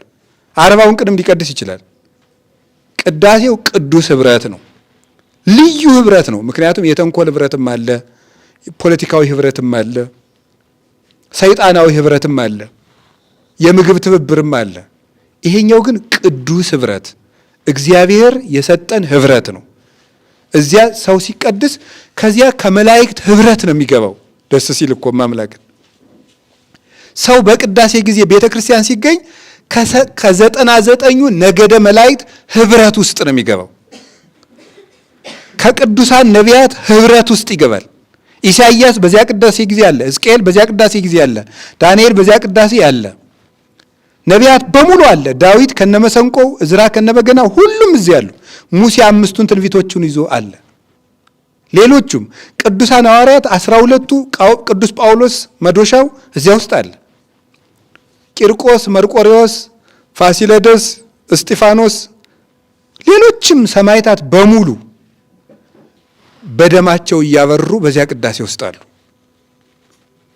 እነ ቅዱስ እንጦንስ፣ እነ ቅዱስ መቃርስ፣ እነ አቡነ ገብረ መንፈስ ቅዱስ፣ እነ አቡነ ተክለ ሃይማኖት፣ እነ ቅዱስ ጳኩሚስ፣ እነ አቡነ አረጋዊ፣ እነዚህ ሁሉ ቅዱሳን በምንኩስናቸው እያበሩ በቤተ ክርስቲያን ውስጥ ይገኛሉ ቅዳሴ ላይ። ሚካኤል፣ ገብርኤል፣ ሱራፌል፣ ኪሩቤል ክንፋቸውን ዘርግተው በዚያ ቅዳሴ ጊዜ ይገኛሉ። ከዚህ ሁሉ በላይ እናታችን ድንግል ማርያም ትገኛለች። በእናትነቷ የሁሉ ራስ ጌታችን ኢየሱስ ክርስቶስ በቅዳሴው መሃል አለ። አንድ ሰው ንጉሥ ከፊቱ አቆሞ ይቀልዳል እንዴ? ይቀልዳል? የንጉሱ አገልጋዮች በንጉሱ ፊት ቁመው ቀልድ ይቀልዳሉ እንዴ? ቢቀልዱበታል? አንድ ካህን መንበሩ ፊት ሲቆም ማን ፊት ነው የሚቆመው? ንጉሠ ነገሥት ክርስቶስ ፊት ነው የሚቆመው። ንጉሱ ፊት መንበር እኮ ያስቀመጥነው ንጉሳችን አለ ብለን ነው። ታቦት የተቀመጠው ንጉሳችን አለ ብለን ነው እንጂ ዝም ብለን የተነጠፈ መንበር ፈልገን አይደለም። ታቦት ያለበት መንበር ያስቀመጥነው ንጉሳችን ክርስቶስ አለ። ንጉሳችን ክርስቶስ ነው። ፀሐይ ያቀረብነው፣ ዕጣን ያቀረብነው፣ ማይጠንት ያቀረብነው ሊቀ ካህናታችን ክርስቶስ አለ ብለን ነው። መንበር የሰራ ነው ንጉሳችን ክርስቶስ ተገኝቷል ብለን ነው። ስለዚህ ቅዳሴው ፍጹም ከሥላሴ ጋር የምንተባበርበት ህብረት ነው። ቅዳሴ ማለት ቅዳሴ ትርጉሙ ይሄ ነው። እንግዲህ ከዚህ ህብረት ውስጥ አያውጣን መድኃኔዓለም፣ ወደዚህ ህብረትም ይጨምረን። መጨረሻ ላይ ለውስተ ንስሐ ሀለውክሙ አትሕቱ ርእሰክሙ ሲል በንስሐ ያላችሁ ራሳችሁን ዝቅ ዝቅ አድርጉ ሲል ዲያቆኑ ካህኑ ምንድን ነው የሚለው? ኃጢአታቸውን ይቅር ብለህ ከቅድስት ቤተ ክርስቲያን አንድነት ጨምራቸው ነው አይደል የሚለው? እዚያ ህብረት ውስጥ መግባት ነው ማስቀደስ ማለት። አንድ አድርጋቸው፣ ወደዚህ ህብረት ጨምራቸው ነው። አይገርማችሁም? ሰው ተኝቶ አድሮ ከቀኑ 6:30 ቤተ ክርስቲያን ውስጥ ገብቶ ከሚካኤል ጋር ተባብሮ ሲውል ማለት ነው፣ ከገብርኤል ጋር ተባብሮ ሲቆይ ከዚያ ሁሉ ቅዱስ ህብረት ውስጥ በነፃ ፈቅዶ አንድም እንዴ እኮ እንደው አንድ ሰው አንድ ቢሮ ለመግባት የማስተርስ መታወቂያ አለው፣ የፒኤችዲ ሰርቲፊኬት አለው፣ የመጀመሪያ ዲግሪ ሰርቲፊኬት አለው። ሰው ግን ከቅዱሱ ህብረት ለመግባት የክርስቶስ ደምና ጥምቀት ብቻ በቂው ነው። ማመን፣ ትሁት መሆን፣ ንስሐ መግባት በቂው ነው። ያንን አድርጎ ግን ከዚህ ህብረት ይገባል። እግዚአብሔር ከዚያ ቅዱስ ህብረት ይጨምረን። ስለዚህ ለቅዳሴ ስትሄዱ በዚህ ደስ ብሏችሁ ሂዱ። ሌላኛው ቅዳሴ ምንድን ነው የሚል እንዲያው ቴዎሎጂያዊ የሆነውን ወይም አስተምህሯዊ የሆኑ ትንሽ ነጥቦችን ለዛሬ እንደ መግቢያ ጨምረን እናያለን ማለት ነው። ቅዳሴ የጌታችን የመድኃኒታችን የኢየሱስ ክርስቶስ ዋነኛ መታሰቢያው ነው። ዋነኛ መታሰቢያው ነው። ጻድቃን ለምሳሌ ቂርቆስን በ15 ጊዮርጊስን በ23 መርቆሬዎስን በ25 ፋሲለደስን በ11 ተክለ ሃይማኖትን በ24 እናስባቸዋለን። እግዚአብሔር የሰጣቸው የበረከት መታሰቢያ ነው። የጻድቅ መታሰቢያ ለበረከት ነው እንደተባለ ጌታችን መድኃኒታችን ኢየሱስ ክርስቶስን በሁሉም በቅዱሳን በዓላት ሁሉ መሃል በጻድቃን በሰማዕታት በዓል ላይም የምናስበው ዋናው እሱ ነው። ታዲያ የጌታችን የመድኃኒታችን ኢየሱስ ክርስቶስ ዋነኛ እሱን የምናስብበት ምንድን ነው ስትሉ ቅዳሴ ነው። ቅዳሴ ነው። የሉቃስ ወንጌል ምዕራፍ 22 ቁጥር 19 ላይ ወከመዝ ግበሩ ተስካሬ፣ እንዲህ አድርጋችሁ መታሰቢያዬን አድርጉልኝ ብሏል። እንዴት አድርገን ነው መታሰቢያው የምናከብረው? እንዲህ ያለ አይደለ? ነሳ ህብስተ አይኮተ ባረከ ወፈተተ፣ ህብስቱን አነሳና ሐሙስ ዕለት ማታ አመሰገነ፣ ባረከ፣ ፈተተ፣ አጠቃቀነና ለደቀ መዛሙርቱ ሰጣቸው። ዝውእቱ ሥጋዬ፣ ይህ ሥጋዬ ነው። ዘይትወሀብ ለቤዛ ብዙሃን ወለስርየተ ኃጢአት በእንቲአክሙ፣ በእናንተ እጅ በእናንተ ክህነት ለብዙዎች የኃጢአት ይቅርታ የሚሰጥ ሥጋዬ ይህ ነው፣ ደሜ ይህ ነው ካላቸው በኋላ ምንድን ነው ያላቸው? ይሄንንም ለዘላለም መታሰቢያ ያድርጉት አላቸው። ይሄን መታሰቢያዬ አድርጉት። ክርስቶስን በትክክል መታሰቢያ የምናደርገው ምንድን ነው? የራሱን ሥጋ ነው። የሰው ትልቅ ታሪኩ ሐውልት ቆሞለት ይታሰባል። ጥሩ ስራ እየሰራ ስለሰራ ሐውልት እናቆምለታለን፣ መጽሐፍ እንጽፍለታለን፣ የመታሰቢያ ቀን ሰይምለታለን። ጥሩ ስራ የሰሩ ሰዎችን እንኳን ክርስቶስን ግን የምናስበው ቅዳሴ በመቀደስ ቅዱስ ሥጋውን ክቡር ደሙን በመብላት ነው። ስለዚህ ጌታችን መድኃኒታችን ኢየሱስ ክርስቶስን ሁሉን ነገሩን የምናስታውስበት ጊዜ ነው ቅዳሴ። ሁሉን ነገሩን ይገርማቸዋል። ልደቱን እናስታውስበታለን። ምን ሲሄዱ ዲያቆኖቹ ወደ ቤተልሔም ሄደው ሲመጡ ልደቱን እናስታውስበታለን። ጥምቀቱን እናስታውስበታለን። ከዚያስ የቀራንዮ ውሎውን እናስታውስበታለን። ቄሱ ሲፈትተው ሥጋውን ደሙን ሲፈትተው መቃብሩን እናስታውስበታለን። በፀሐይል ውስጥ ካህናት በሰበን ሲጠቀልሉት መግነዙን መጀመሪያ ራሱ ቄሱና ገባሬ ሰናይ ቄሱና ንፍቁ ቄስ ቅዳሴ ሲገቡ ኢየሱስ ክርስቶስ በከመ ገነዙ ከዮሴፍ ወኒቆዲሞስ ወሰመር ከሎሙ ከማሁ ስመር ለነ ይላል ንፍቁ ቄስ። ጌታችን ኢየሱስ ክርስቶስ ሊቀ ካህናታችን ኢየሱስ ክርስቶስ ሆይ ዮሴፍና ኒቆዲሞስ ሲገንዙ ወደህ እንደተቀበልክላቸው እኛንም ወደህ ተቀበለን ይላል። ከውስጡ ቄሱ ንፍቁ ቄስ በሰበን ህብስቱን ይዞ ማለት ነው። ስለዚህ መግነዙን እናስብበታለን፣ መቃብሩን እናስታውሳለን። በፀሐይሉ ውስጥ አድርገን ልደቱን፣ ስቅለቱን እያንዳንዱ ሲተረጎም ስለምትሰሙት ለምን አሁንስ አልነግራችሁም? ሲተረጎም ቅዳሴ ማለት ትሰሙታላችሁ አይደል? ምእመናን ደግነቱ ግዕዝ ትታችሁት አላሰሙም፣ አማርኛ ማሰሙ እንጂ ሲተረጎም ስትሰማላችሁ አይደለም? ቅዳሴ ማርያም ሲተረጎም በፍልሰታ ሰምታችሁ አታውቁም? ከላይ ወደ ታች ይወርዳል። ሲፈትት ቄሱ ዙሪያውን ይዞረዋል። ከዚያ በኋላ እየፈተተ ወደ ላይ ይወጣል ይላል። ከላይ ወደ ታች እየፈተተ መጨረሻ ላይ ሥጋው ደግሞ ለኛ ሲፈትት ካህኑ ለማቀበል ከላይ ወደ ታች እየፈተተ ይወርዳል። ይሄ ምን ያስረዳ? ከሰማየ ሰማያት ምን ማለቱ ነው? መውረዱን እየዞረ መፈተቱ ደግሞ ጌታችን ዙሮ ወንጌልን ምን ማለቱ ነው? ማስተማሩን። ስለዚህ ዙሮ ማስተማሩን ጭምር እናስብበታለን። ልደቱን አሰብነ፣ ዙሮ ማስተማሩን አሰብነ፣ ጥምቀቱን አሰብነ። ከዚያ በኋላ ደግሞ ዙሮ ማስተማሩን አሰብነ፣ ስቅለቱን አሰብነ፣ ግንዘቱን አሰብነ፣ መቃብሩን አሰብነ፣ ትንሣኤውን እናስባለን። እንዲህ አድርጎ አንስቶ ምን ያደርጋል? ይዞ እግዚኦ መሐረነ ክርስቶስ ይላል። ትርጓሜው ላይ አለላችሁ። ይሄን ካህኑ በእጁ ይዞ እግዚኦ መሐረነ ጌታችን ኢየሱስ ክርስቶስ ትንሣኤውን መልሶ ያስቀምጠዋል። ጌታ 40 ቀን ከሐዋርያት ጋር ስለተሰነበተ ከትንሣኤ በኋላ ከዛ በኋላ ምን ያደርጋል? ቄሱ ደቀ መዛሙርቱን ጌታ በእጁ እየባረከ እንዳረገ ሕዝቡን በእጁ አሳልሞ ወደ መቅደስ ይገባል። ስለዚህ ጌታችን ኢየሱስ ክርስቶስን ከመጀመሪያው እስከ መጨረሻው እናስብበታለን። ቅዳሴ ሙሉ በሙሉ ክርስቶስን ለሱ የምንሰጥበት ጊዜ ነው። ክርስቶስን የምናስብበት። ለምሳሌ ቄሱ በኋላ ግን በስርዓቱ በደንብ እናየዋለን። ቄሱ ሲቀድስ እንደዚህ ብሎ መደገፍ የለበትም፣ እንደዚህ ብሎ መደገፍ የለበትም፣ ቁጭ ማለት የለበትም። ምክንያቱ ለምንድን ነው? ቄሱ ቅዳሴ ቀድሶ እስከሚወጣ ድረስ ያለችው ሰዓት ክርስቶስ በዚህ ዓለም የኖራትን ዕድሜ ነው የምትወክለው። ስለዚህ ቄሱ ለምን አይደገፍም? ክርስቶስ በዚህ ዓለም ሲኖር ስላላረፈ ማለት ነው። አላረፈም። ያንን የምናስብበት የጌታችን ኢየሱስ ክርስቶስ ችንካሮቹን፣ ሕማሙን፣ ሞቱን በሙሉ 5 ችንካሮች አሉ። 5 ላይ ይፈትተዋል ካህኑ። 5ቱን ችንካሮች እናስብበታለን። ከ13 ይፈትተዋል። 13 ሕማማተ መስቀል እናስብበታለን። የክርስቶስን ሁለንተና በልቡናችን የምንስልበት ጊዜ ነው። ዝውቱ ጊዜ ባርኮት ጊዜ ሰቦቱ ለመድኃኒነ። ይህ የምስጋና ጊዜ ነው። መድኃኔ ዓለም ኢየሱስ ክርስቶስን የምናመሰግንበት ጊዜ ነው የሚለው ካህኑ ለዚህ ነው። ቅዱስ ብሎ ኪዳን ከማለቱ በፊት ዝውቱ ጊዜ ባርኮት ጊዜ ሰቦቱ ለመድኃኒነ መፍቀሬ ሰብ ክርስቶስ። ይህ የምስጋና ጊዜ ነው። የምስጋና ጊዜ የሚያልኳችሁ አለ ሰውን የሚወድ መድኃኔ ዓለም ኢየሱስ ክርስቶስን የምናመሰግንበት ጊዜ ነው።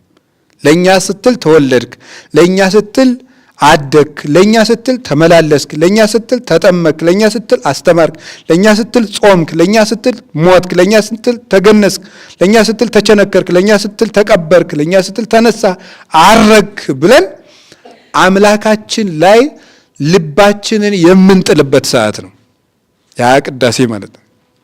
ስለዚህ ቅዳሴ ለምንድን ነው የምንቀድሰው ሲባል አንደኛ መለኮታዊ ትእዛዝ ነው። አድርጉ ብሎን እሱ ራሱ ነው ቀድሱ ያለ። እኔ እንደቀደስኩ አይኮተ ማለት ይውላችሁ ህብስቱን ይዞ አይኮተ አመሰገነ። ቅዳሴ ማለት ንጹህ ምስጋና ማለት ነው ብያቸዋለሁ። ስለዚህ ለምንድን ነው የምንቀድሰው ስንል እሱ ስለቀደሰ፣ እሱ የቀደሰው ስለቀደሰኛ ለምን ቀድሳለን? ቀድሱ ስላለን ከሱ ጋር ለመተባበር እሱን ለማሰብ ነው። ይሄ መለኮታዊ ትእዛዝ ስለሆነና የጌታችን መድኃኒታችን ኢየሱስ ክርስቶስ የመጨረሻ መታሰቢያው ስለሆነ ነው ቅዳሴ የምናደርገው። ዋነኛ መታሰቢያውን የምናስበው ምንድነው? ቁመን በማስቀደስ በማመስገን መጨረሻ ላይ ራሱን በመቁረብ ነው የምናስበው። ክርስቶስን ማሰብ እሱ ማለት ነው። ህብስቱ መታሰቢያ አይደለም፣ በአማን የራሱ ስጋ ነው የሚሆነው ማለት ነው። ስለዚህ ቅዳሴ ለዚህ ነው የሚቀደሰው።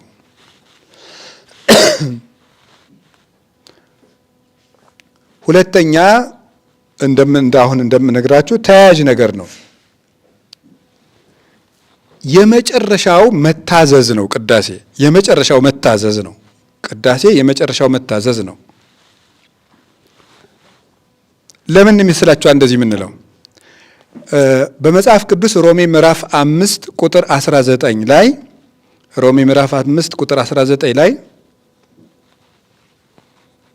ወበከመ ባህልዮተ አሃዱ ብእሲ ብዙሃን ኮኑ ኃጥአነ፣ በአንድ ሰው አለመታዘዝ ብዙዎች ኃጢአተኛ እንደሆኑ እና እንደተኮነኑ ከማሁ በተአዝዞ አሃዱ ብእሲ ብዙሃን ይከውኑ ጻድቃነ፣ በአንድ ሰው አለመታዘዝ ብዙዎች ኃጥአን እንደሆኑ በአንድ ሰው መታዘዝ ደግሞ ብዙዎች ምን ይሆናሉ ነው የሚለው? ጻድቃን ይሆናሉ ይላል። የአንድ ሰው አለመታዘዝ ምንድን ነው? የአዳም ትእዛዝ ማፍረስ ነው። ስለዚህ የአዳም ትእዛዝ ማፍረስ በደንብ አድርጋችሁ ስሙኝ። የአዳም ትእዛዝ ማፍረስ ለእግዚአብሔር ልብ ብላችሁ ስሙኝ። የእግዚአብሔር ሰዎች ለእግዚአብሔር ትልቁ መስዋዕት ምንድን ነው? መታዘዝ ነው። ለእግዚአብሔር ትልቁ መስዋዕቱ መታዘዝ ነው። የሰባ ፍሪዳ አይደለም። ሳኦል ብዙ የሰቡ ፍሪዳዎችን እግዚአብሔር አታምጣ እያለው ቢያመጣ በሳሙኤል አድሮ ምንድን ያለው? ከሰነፍ መስዋዕት መታዘዝ ይበልጣል ነበር ያለው። ከሰነፍ መስዋዕት መታዘዝ ይበልጣል። እግዚአብሔር ከመስዋዕት ይልቅ መታዘዝን ይወዳል። ለእግዚአብሔር ትልቁ መስዋዕትም መታዘዝ ነው። ስለዚህ አዳም ለእግዚአብሔር ያላቀረበው ትልቁ መስዋዕት ምንድን ነው? ንገሩኝ። መታዘዝ ነው። መታዘዝ ነው። ያ አለመታዘዝ ሞትን አመጣ። ሞት በማን በር ገባ ተብለን ብንጠየቅ ባለመታዘዝ በር ነው ሞት የገባው። በአንድ ሰው አለመታዘዝ ሞት ወደዚህ ዓለም ገባ። አሁን ያንን መታዘዝ አዳም ያልታዘዘውን መታዘዝ የታዘዘ አንድ ሰው አለ። እሱ ማን ነው? ጌታችን መድኃኒታችን ክርስቶስ ሰው የሆነ እሱ ነው። የአዳምን አለመታዘዝ ለእግዚአብሔር የታዘዘ ለአባቱ ለመንፈስ ቅዱስ ለመታዘዝ ለራሱም ጭምር ከአባቱ ጋር ንጉሥ ሆኖ በእኛ ስጋ ደግሞ ለመታዘዝ የመጣው እሱ ነው። ለመታዘዝ አሁን የአዳምን መታዘዝ እንግዲህ ሁለት ምሳሌዎችን አንስቼ መናገር እፈልጋለሁ። በኤሳውና በያዕቆብ አባ ጊዮርጊስ እንደተረጎመው ኤሳው ለአባቱ ምን ማምጣት አቅቶት ነበረ? አባቱ የሚወደውን ምግብ ማምጣት አቅቶት ነበረ። ያዕቆብ ግን ትንሹ አባቱ የሚወደውን ምግብ ይዞ መጣ። ለአባቱ የሚወደውን ምግብ ይዞ ያልመጣው ኤሳው ለእግዚአብሔር የሚወደድ መታዘዝ የሌለው አዳም ነው የሚወክለው። ለአባቱ የሚወደድ ምግብ ግን ትንሹ ልጅ ማምጣቱ በኋላ የተወለደው ዳግማዊ አዳም ክርስቶስ ግን እግዚአብሔር የሚወደውን መታዘዝ አሳየ። ያም ራሱን መስዋዕት አድርጎ ማቅረቡ ነው። አንከረ አብ እምዝንቱ መስዋዕት ብሎ ቅዱስ ዮሐንስ አፈወርቅ እንደገለጸልን አብ ያደነቀውን መስዋዕትነት ያቀረበ ወልድ ነው። ያን መታዘዝ የፈጸመው ደግሞ ምን በማድረግ ነው? ቅዳሴ በመቀደስ ነው። ማለት ስጋውን በመቁረስና ምን በማድረግ ነው? ደሙን በማፍሰስ ነው። የመጨረሻው መታዘዝ ነው። ክርስቶስ ልደቱ መታዘዝ ነው። ጥምቀቱ መታዘዝ ነው። ጾሙ መታዘዝ ነው። ማስተማሩ መታዘዝ ነው። የመታዘዝ ድምዳሜው ግን ዓርብ ስጋው መፈተቱና ደሙ መፍሰሱ ነው። ስለዚህ የመጨረሻውን መስዋዕት አሁን ልብ ብላችሁ ስሙ። የሰው ልጅ የቱንም ያህል ለእግዚአብሔር ቢታዘዝ የቱንም ያህል ቢታዘዝ ያለ ጌታችን ያለ መድኃኒታችን የኢየሱስ ክርስቶስ ደም እግዚአብሔርን ማስደሰት አይችልም። አሁን ያለ ክርስቶስ ደም። ስለዚህ ኢይትከሃሎሙ ያቅርቡ ዘእንበለ በአራቅይናሁ ለወልድ የተባለ ለዚህ ነው። በክርስቶስ እርቅ ካልሆነ በስተቀር በሱ ደም ካልሆነ በስተቀር ማንም ሰው ወደ እግዚአብሔር ጸሎት አቅርቦ ሊሰማ አይችልም። በክርስቶስ ደም ካልታተመ በቀር በክርስቶስ ስጋ ካልከበረ በቀር። ስለዚህ ጌታችን ኢየሱስ ክርስቶስ እኛ ሳንታዘዝ ስለጠፋን የሱን መታዘዝ ዘውድ አድርገን በእግዚአብሔር ፊት የምንቆምበት ክብርና ሞገስ እናገኛለን ማለት ነው። በአብ ፊት፣ በራሱ በወልድ ፊት፣ በመንፈስ ቅዱስ ፊት እንድንቆም የሚያደርገን የጌታችን ኢየሱስ ክርስቶስ ቅዱስ ስጋና ክቡር ደም ነው። ስለዚህ መጀመሪያ ቅዳሴ ስንገባ ለዚህ እኮ ነው አንቲ ውእቱ መሶበ ወርቅ ንጹሕ እንተ ውስቴታ መናህቡ ህብስት ዘወረደም ሰማያት ወሀበ ሕይወት ለኩሉ ዓለም። ሌላ ጊዜ ምን እንለዋለን? አንቲ ውእቱ ማዕጠንት ዘወርቅ እንተ ጾርቅ ፍም እሳት ቡሩክ ዘነሣ መቅደስ ዘይሠር ኃጢአተ ወይደመስስ ጌጋዬ ዝውቱ ዘእግዚአብሔር ቃል ዛይረገ ላብሁ ርእሱ ዕጣነ ወመሥዋዕተ ስሙረ። ለአባቱ ራሱን የተወደደ መስዋዕት አድርጎ ያቀረበ ንጹሕ ዕጣንን ያሽ አንቺ ነሽ ምንላት እመቤታችን ለዚህ ነው። ስለዚህ ጌታችን ኢየሱስ ክርስቶስ ራሱን በማቅረብ መታዘዝን የፈጸመ ነው። ዕብራውያን ምዕራፍ 5 ቁጥር 9 ላይ ቁጥር 8 ላይ ቅዱስ ጳውሎስ በሕማም ከተቀበለው መከራ የተነሳ መታዘዝን ተማረ ይላል፣ ወይም አወቀ ማለት ነው። ያ መታዘዙ ለምእመናን ድነት እንደሚሰጥለት አወቀ። አመረ ብለው ደግሞ አመለከተ። መታዘዝ እንደሚጠቅመን ያሳየን በቅዳሴ ነው። ስለዚህ እኛ ባለመታዘዝ ሞትን ለራሳችን ላይ ስለጠራን የጌታችን የኢየሱስ ክርስቶስን ፍጹም መታዘዝ ይዘን አባቱን መንፈስ ቅዱስንና እሱን እርቅ የምንጠይቅበትና ከእሱ ጋር የምንዋሃድበት ጊዜ ነው። በአባቶቻችን አለመታዘዝ ከመጣ ዕዳ ለመዳን የእሱን መታዘዝ ሞገስ አድርገን በእሱ መታዘዝ በኩል እሱን ሞገስ አድርገን እሱን መሪ አድርገን እኛም ወደ መታዘዝ እንሄድ ዘንድ ጸጋውን የምንዋሃድበትና የምንቀበልበት ጊዜ ነው ያ። ስለዚህ ከዚያ የተነሳ የመታዘዝ መጨረሻ ወይም የአምልኮ ፍሬ የመጨረሻው አምልኮ ቅዳሴ ነው ማለት ነው። ለዚህ ቅዱስ ያሬድ ሲናገር ምንድን ነው የሚለው? ኦሆ ብሂሎ ተአዛዜ ከዊኖ መጻላድህኖ። እሺ በጎ ብሎ ታዛዥ ሆኖ ሰውን ሊያድን መጣ ይላል። እሺ ብሎ ሰውን ሊያድን የሚያዘው ጌታ ፍጹም የታዘዘበት ሕይወትን የሚሰጠው ጌታ ለመሞት የታዘዘበት ሰዓት ያችን የምትታሰብበት ናት ቅዳሴ ማለት። ዓርብ ውሎ ማለት ነው ቅዳሴ ማለት። ያንን የምናስብበት ሰዓት ስለሆነ ቅዳሴው የመታዘዝ ፍጻሜ ነው። ከቃሉ ጋር ናችሁ? እግዚአብሔር ከሁላችን ጋር ይሁን። ሌላኛው ቅዳሴ የሚቀደስበት ምክንያትና የቅዳሴ መሰረታዊ ትርጉሙ የጸጋ ሁሉ መገኛ ነው። ቅዳሴ የጸጋ ሁሉ መገኛ ነው። ሁለት ቃላትን ቅዳሴ ላይ ሰማላችሁ። ቄሱ ምንድን ነው የሚለው? ጸጋሁ ለእግዚአብሔር ያሉ ምስለ ኩልክሙ፣ የእግዚአብሔር ጸጋ ከእናንተ ጋር ይሁን ይላል። ዲያቆኑ በይንተ ቅድሳት ላይ ነው ምንድን ነው? ከመ ንልሐቅ በጸጋሁ፣ በጸጋው እናድግ ዘንድ ይላል። ነተነሳ አንከ በመንፈስ ቅዱስ ወንታነጽ ዲበ መሰረተ ነቢያት ወሐዋርያት። እንግዲህ በመንፈስ ቅዱስ እንነሳ፣ በነቢያትና በሐዋርያት እንታነጽ ዘንድ በጸጋውም እናድግ ዘንድ ይላል። ስለዚህ ቅዳሴ የጸጋ ሁሉ መዝገብ ነው። ጸጋ ከእናንተ ጋር ይሁን ሲል ምንድነው አባቶቻችን ጸጋ ምን ብለው የሚተረጉሙት? ጸጋ የሚባለውን ሀብተ ወልድና ሕይወተ ልቡና ስሬተ ኃጢአት ከእናንተ አይራቅባችሁ፣ ገቢረ ተአምራት ወመንክራት እነዚህ ከእናንተ አይራቁባችሁ ነው። ሀብተ ወልድና ምንድነው ያሉ? ሕይወተ ልቡና ስሬተ ኃጢአት ከእናንተ አይራቁ። እነዚህ ሶስቱ ሀብተ ወልድና ማለት ከሥላሴ ያገኘነው ልጅነት ነው። በጥምቀት ያገኘነው ልጅነት ነው። ያንን የተሰጠነውም ቅዳሴ ተቀድሶ ነው። ክርስትና ስንነሳ ለወንዱ በ40 ቀን ለሴቷ በ80 ቀን ያን የተሰጠን በቅዳሴ ነው። ያ ማለት ጌታችን መድኃኒታችን ኢየሱስ ክርስቶስ በዕለተ ዓርብ ጎኑን ተወግቶ ከጎኑ በፈሰሰ ውሃ ነው ጥምቀትን ያገኘ ነው። በዚያ ጸጋ ነው ከዚያ በኋላ ሰው ልጅ የኃጢአት ይቅርታ የሚያገኘው። ያቺ ጸጋ ባትሰጠው ዲያቆን መሆን አይችልም። አንድ ሰው ያቺ ጸጋ ባትሰጠው ቄስ መሆን አይችልም፣ ጳጳስ መሆን አይችልም። እሷን ያገኛት ደግሞ በቅዳሴ ነው። ያ ማለት ክርስቶስ በዕለተ ዓርብ ቅዳሴው ለሰው ልጆች ጸጋን ሰጠ ማለት ነው። ስለዚህ ኤፌሶን ምዕራፍ 2 ቁጥር 5 ላይ በጸጋው ድናችኋል ይላል። በጸጋው ድናችኋል ማለት ማን ነው? ከሥላሴ በመወለዳችሁ የክርስቶስ ልጆች በመሆናችሁ። የክርስቶስ ልጅ ለመሆን ደግሞ ያወጣነው ወጪ የለም። የክርስቶስ ልጆች በመሆናችን ከዚያስ ደግሞ ሕይወተ ልቡና በንጽሐ ልቡና የሚመራና ልባዊ የሆነ ሕይወትን በመኖር የኃጢአት ይቅርታን በማግኘት ትድናላችሁ ነው። በጸጋው እኛ አሁን ኦርቶዶክሳውያን የምንድነው? በምንድነው? በጸጋው ነው።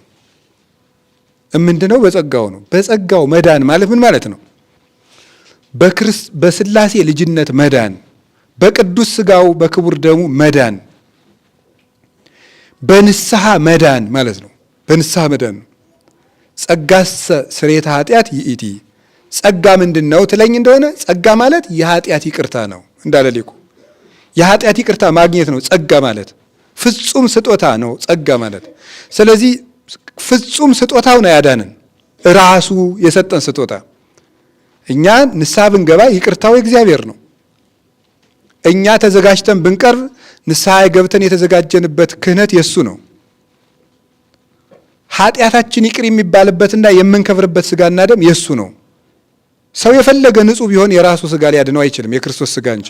ለዚያ ነው በጸጋው ነው የምትድኑት የተባለው እንጂ እኛ መዘጋጀት፣ መስራት፣ መጾም፣ መጸለይ፣ መስገድ አያስፈልግም ማለት አይደለም። እነዚህ ሁሉ ክርስቶስን ለመቀበል የሚደረጉ ዝግጅቶች ናቸው። የመታዘዝም ፍሬ ነው። የክርስቶስ የመሆንም ፍሬ ነው። ፍሬ የሌለው ዛፍ እንደሚቆረጥ ሁሉ በክርስቶስ ተተክሎ ምግባራት የሌሉት ደግሞ ተቆርጦ ይጣላል። በጸጋው ድናችኋል ማለት ተጎልተን እንድናለን ማለት አይደለም። ይሄ የምንድንበትን ሀብት የምንቀበለው፣ ብንጸልይ የምናፈራበት፣ ጾመን ጾሙ ጠቃሚ የሚሆንበት፣ ሰግደን ስግደቱ ጠቃሚ የሚሆንበት ዋናው የእግዚአብሔር ቸርነት ነው። ያን የእግዚአብሔር ቸርነት የምናገኘው በቅዳሴ ነው። አሁን ብዙዎች እኮ በጸጋው ድነናል የሚሉት ቅዳሴውን ዋናውን የክህነት ማግኛውን ዋናውን ነገር ትተውት ነው። የኃጢአት ይቅርታ የሚገኘው በዚያ ነው። ስለዚህ ጸጋሁ ለእግዚአብሔር ያሉ ምስለ ኩልክሙ እንዲያው ምስለ መንፈስከ ለምን እንደማንል ሁሉ ግራን የሚያገባ እንደ ቃል ይደረግልን እኮ ነው። ልጅነት ከልጅነት አያውጣችሁ እያለ ነው ቄሱ የሚመርቀን። ልጅነቱን ካጣችሁት ብትጾሙ አይጠቅማችሁ፣ ብትጸልዩ አይጠቅማችሁ፣ ብትሰግዱ አይጠቅማችሁ፣ ምንም የሚረባችሁ ነገር የለም የሥላሴ ቸርነት ከተለያችሁ እያለ ነው። ያን ጸጋ የምንቀበልበት ቅዳሴ ነው። ሰዎች ሁሉንም አይነት ጸጋ በቅዳሴ ይቀበላሉ። ኃይል አላቂ ተኩሉ የምትባለች ወደ መንፈሳዊት የምታሳድገን ነው። ያኛውን የሥጋውን ሳይሆን ወደ መንፈሳዊነት የምናድግባት መሰረት የምትገኘው በቅዳሴ ነው። ስለዚህ ቅዳሴ የምንቀድሰው ያለ እግዚአብሔር ጸጋ መዳን ስለማንችል ጸጋውን ደግሞ የምናገኘው በቅዳሴ ነው ማለት ነው። ካህኑ ጸጋሁ ለእግዚአብሔር ያህሉ ምስለ ኩልክሙ ብሎ የእግዚአብሔርን ጸጋ ይሰጠናል። በዚያ የእግዚአብሔር ጸጋ ሰማዕታት እሳትና ስለት አሸንፈዋል። ጻድቃን ድምፀ አራዊቱን ጸባጋንንቱን አሸንፈዋል። ሊቃውንት ተከራክረው ረድተዋል። ጸጋ ያስፈልገዋል። ለምሳሌ አሁን አንድ ሰው ብሉይ ኪዳንና ሐዲስ ኪዳን ስለተማረ ብቻ የቤተ ክርስቲያን ጠበቃ ሆኖ ተከራካሪ መሆን አይችልም። የእግዚአብሔር ጸጋ ያስፈልገዋል። ግብረ ሐዋርያት ምዕራፍ 7 ላይ እንደተናገረ እስጢፋኖስም መንፈስ ቅዱስን ተሞልቶ አይሁድን አሳፈራቸው ነው የሚለው። መንፈስ ቅዱስን ያልተሞላ ሰው መናፍቃንን ማሳፈርም መመለስም አይችልም። ያን መንፈስ ቅዱስ የሚሞላው ሰው የሚያገኘው መንፈስ ቅዱስ ማለት ሀብቱን ማለት ነው። ጸጋውን የሚያገኘው በቅዳሴ ነው። ጌታችን ኢየሱስ ክርስቶስ ዮሐንስ ወንጌል ምዕራፍ 14 ላይ እያሃድገክሙ ጓለማውታ ትኩኑ ድሀ አደጎች አላደርጋችሁም ብሎ ነበረ። እናት አባት የሌለው ልጅ ማለት ነው። ታዲያ ማንም ሰጣችሁን ያለ ጰራቅሊጦስን እልክላችኋለሁ። ጰራቅሊጦስ ዛሬ ለኛ የሚወርደው መቼ ነው? ቅዳሴ ላይ ነው። የሚመጠን ግርምት ወጽብት ዛቲ ሰዓት እንተባቲ ወርድ መንፈስ ቅዱስ መልተ ሰማያት ወይ ቀድሶ ለዝንቱ መስዋዕት ቁሙ በጽሙና ወፍራት ቁሙ ከመሰላሙ ለእግዚአብሔር ያሉ ምስሌው ምስለ ኩልክሙ። ስለዚህ ተመልከቱ፣ ጌታ ድሀ አደግ አላደርጋችሁም መንፈስ ቅዱስን እልክላችኋለሁ ብሏቸው ነበር ዮሐንስ 14 ላይ። ዛሬ ደግሞ ለኛ ድሀ አደግ እንዳንሆን፣ ጸጋ የሌለን እናት አባት የሌለን ባዶ ልጆች እንዳንሆን መንፈስ ቅዱስ በየቀኑ የሚወርድልን በቅዳሴ ጊዜ ነው። ያለ መንፈስ ቅዱስ ማንም ሰው ድሀ አደግ ነው። መንፈስ ቅዱስ ደግሞ የሚገኘው በቅዳሴ ነው የሚወርደው። ያን ቅዳሴ ለዚህ ነው ካህኑ ቅዳሴ ሲገባ ይቺ ቀን ምን ያህል የምታስፈራ ናት፣ ይቺ ሰዓት ምን ያህል የምታስደነግጥ ናት፣ መንፈስ ቅዱስ ከሰማየ ሰማያት የሚወርድባት፣ ይህንን መስዋዕት የሚያከብርባት፣ በፍጹም ፍርሃት ሆናችሁ ቁሙና ጸልዩ፣ የእግዚአብሔር ሰላም ከኔም ከእናንተም ጋር ይሆን ዘንድ ይላል። ስለዚህ ቅዳሴ የጸጋ ሁሉ ምንጭ ነው። አንድ ሰው ኦርቶዶክሳዊ መንፈሳዊነት ስተዲንግ አይደለም፣ ማጥናት አይደለም፣ ፓርቲሲፔሽን ነው፣ መኖር መሳተፍ ነው፣ መቅመስ ነው። አንድ ሰው ልንገራችሁ 46 መጽሐፍ ቅዱስ ከሚሸመድድ ሰው ይልቅ 46 ቀን ያስቀደሰ ሰው ወደር የለውም። የሚያስቀድስ ሰው በእግዚአብሔር ቸርነት ውስጥ ይሆናል። ሌላኛው ቅዳሴ የምናስቀድስበት ምክንያትና የቅዳሴ መሰረታዊ ትርጉሙ ቅዳሴ ምንድነው መሰላችሁ? የመንፈሳዊነት ሁሉ ፋውንዴሽን መሰረት ነው። የመንፈሳዊነት ሁሉ መሰረት ነው። ያለ ቅዳሴ መንፈሳዊነት የለም። መንፈሳዊነት ማለት ለምሳሌ አንድ ነገር ልንገራችሁ። ብዙ ሰው ትሰማላችኋል እንትን ሲል እኔ እንደው አንድኛዬን ተስተካክዬ ተለውጬ ነው እንደው ወደ ቤተ ክርስቲያን የምቀርበው ይላል አይደለም? እንደዚህ ሰምታችሁ አታውቁም? ግን ያለ እግዚአብሔር ቸርነት መለወጥ ይቻላል አይቻልም? አይቻልም። መንፈሳዊ ለውጥ የሚመጣው በእግዚአብሔር ቸርነት ነው። መለወጥ ራሱ እግዚአብሔር ሲረዳን ነው። ሰው ብቻውን አይለወጥም። እንገራችሁ የዮሐንስ ወንጌል ምዕራፍ 15 ላይ ምን ብሎ ነበረ? ምንድን ነው ቅርንጫፉ በግንዱ ላይ መኖር ካልቻለ ማፍራት እንደማይችለው ሁሉ እናንተም በእኔ ካልኖራችሁ ልታፈሩ አትችሉም ብሏል። በእኔ ካልኖራችሁ ልታፈሩ አትችሉም። ገላትያ ምዕራፍ 5 ላይ ደግሞ የመንፈስ ፍሬዎች ብሎ ጠቅሷቸዋል። ደስታ፣ ሰላም፣ ትዕግስት፣ ንጽህና ብሎ ጠርቷቸዋል። በጎነት፣ ቸርነት፣ እነዚያ ፍሬዎች በክርስቶስ የሚመጡ ናቸው። እግዚአብሔር ሳይረዳው መንፈሳዊ መሆን የሚችል ሰው በምድር ላይ የለም፣ እግዚአብሔር ሳይረዳው። ስለዚህ መንፈሳዊነት ክርስቶስ እንደው ያችን ቁልፏን ነካ ሲያደርግልን፣ ሲጫነን፣ ሲባርከን፣ እሱ ሲጎበኘን ነው ለውጥ የሚመጣው። እንዲጎበኘን ደግሞ ከሱ መኖር ነው፣ ከሱ ጋር መኖር ነው። በማስቀደስ ሰው ህይወቱ ይለወጣል፣ መንፈሳዊ ህይወቱ ይለወጣል። አይኖቹ ይገለጣሉ። አንድ ቀን ልቡ ይነካል። ታላችሁ አይደል? ተዘከረን እግዚኦ ምንድነው የሚባለው ቅዳሴ ላይ? አቤቱ በመንግስት ምን በላይ ነው? አቤት ይሄ ሰውዬ ምንድን ነው? በግራና በቀኝ አብሮ ተሰቅሎ ከዚያ በኋላ እዚያው መስቀል ውስጥ ሆኖ ክርስቶስን ድንገት በግራ ያለው ወንበዴ ክርስቶስን የሚያየው ምን ውስጥ ነው? እዚያው መስቀል ላይ ብቻ ነው የሚያየው። በቀኝ ያለው ወንበዴ ግን ክርስቶስን የሚያየው በኪሩቤል ጀርባ ላይ ነው። አየውና በዚያ በዙፋኑ ሲያየው በመንግስት አስበኝ አለው። ያቺ ፈያታዊ ዘየማን ክርስቶስ በመስቀል ላይ ተሰቅሎ ግን በመንግስቱ እንዲያይ ያደረገችው ቀራኔዮ ለኛ መቅደስ ቤተክርስቲያን ናት። ሁልጊዜ ካስቀደስን ክርስቶስን በመንግስቱ እናየዋለን። አንድ ቀን አይናችን ይገለጣል። አይን ካልተገለጠ እኮ ደፋር መሆን አይቻል። እናታችን ቅድስት ኢየሉጣ እንኳን ያቺ ጀግና ክርስቲያን እኮ ምንድነው ያደረገች? በርሚሉ ሲፈላ ፈራች አይደል? የሃይማኖቱ ትጥቅላላለት። ቅዱስ ቂርቆስ ምን ብሎ የጸለየላት? የእናቴን አይኗን ግለጥላት ነው ያለው። አይኗን ግለጥና የሰማዩን ክብር አሳያት። የሰማዩን ክብር ስታይ ግን የበርሚሉ ውሃ ድምፁም ፍላቱም አላስፈራትም። ሂዳ ገባችበት ማለት ነው። ሰው አይኑ ካልተገለጠ መለወጥ አይችልም። አይናችን እንዲገለጥ ያስፈልጋል። ያ አይናችን ደግሞ የሚገለጠው ስናስቀድስ ነው። አይናችን ይገለጣል። የሉቃስ ወንጌል ምዕራፍ 24 ላይ ታስታውሳላችሁ አይደል? ሁለት ሰዎች ጌታችን ተነስቶ አብሯቸው ሲጓዙ ብሎ ግን ማን መሆኑን አላወቁትም አይደለም? ከዚያ በኋላ ማታ ግን ህብስቱን ባርኮ ሲሰጣቸው ግን እሱን ሲበሉ ወተከስተ አዕይንቲሆሙ አይኖቻቸው ተገለጡ ይላል። ጌታችን ኢየሱስ ክርስቶስ ከባረከው ህብስት የሚቀበሉ ከሱ አዳራሽ የሚገኙ ሰዎች ናቸው አይናቸው የሚገለጥ።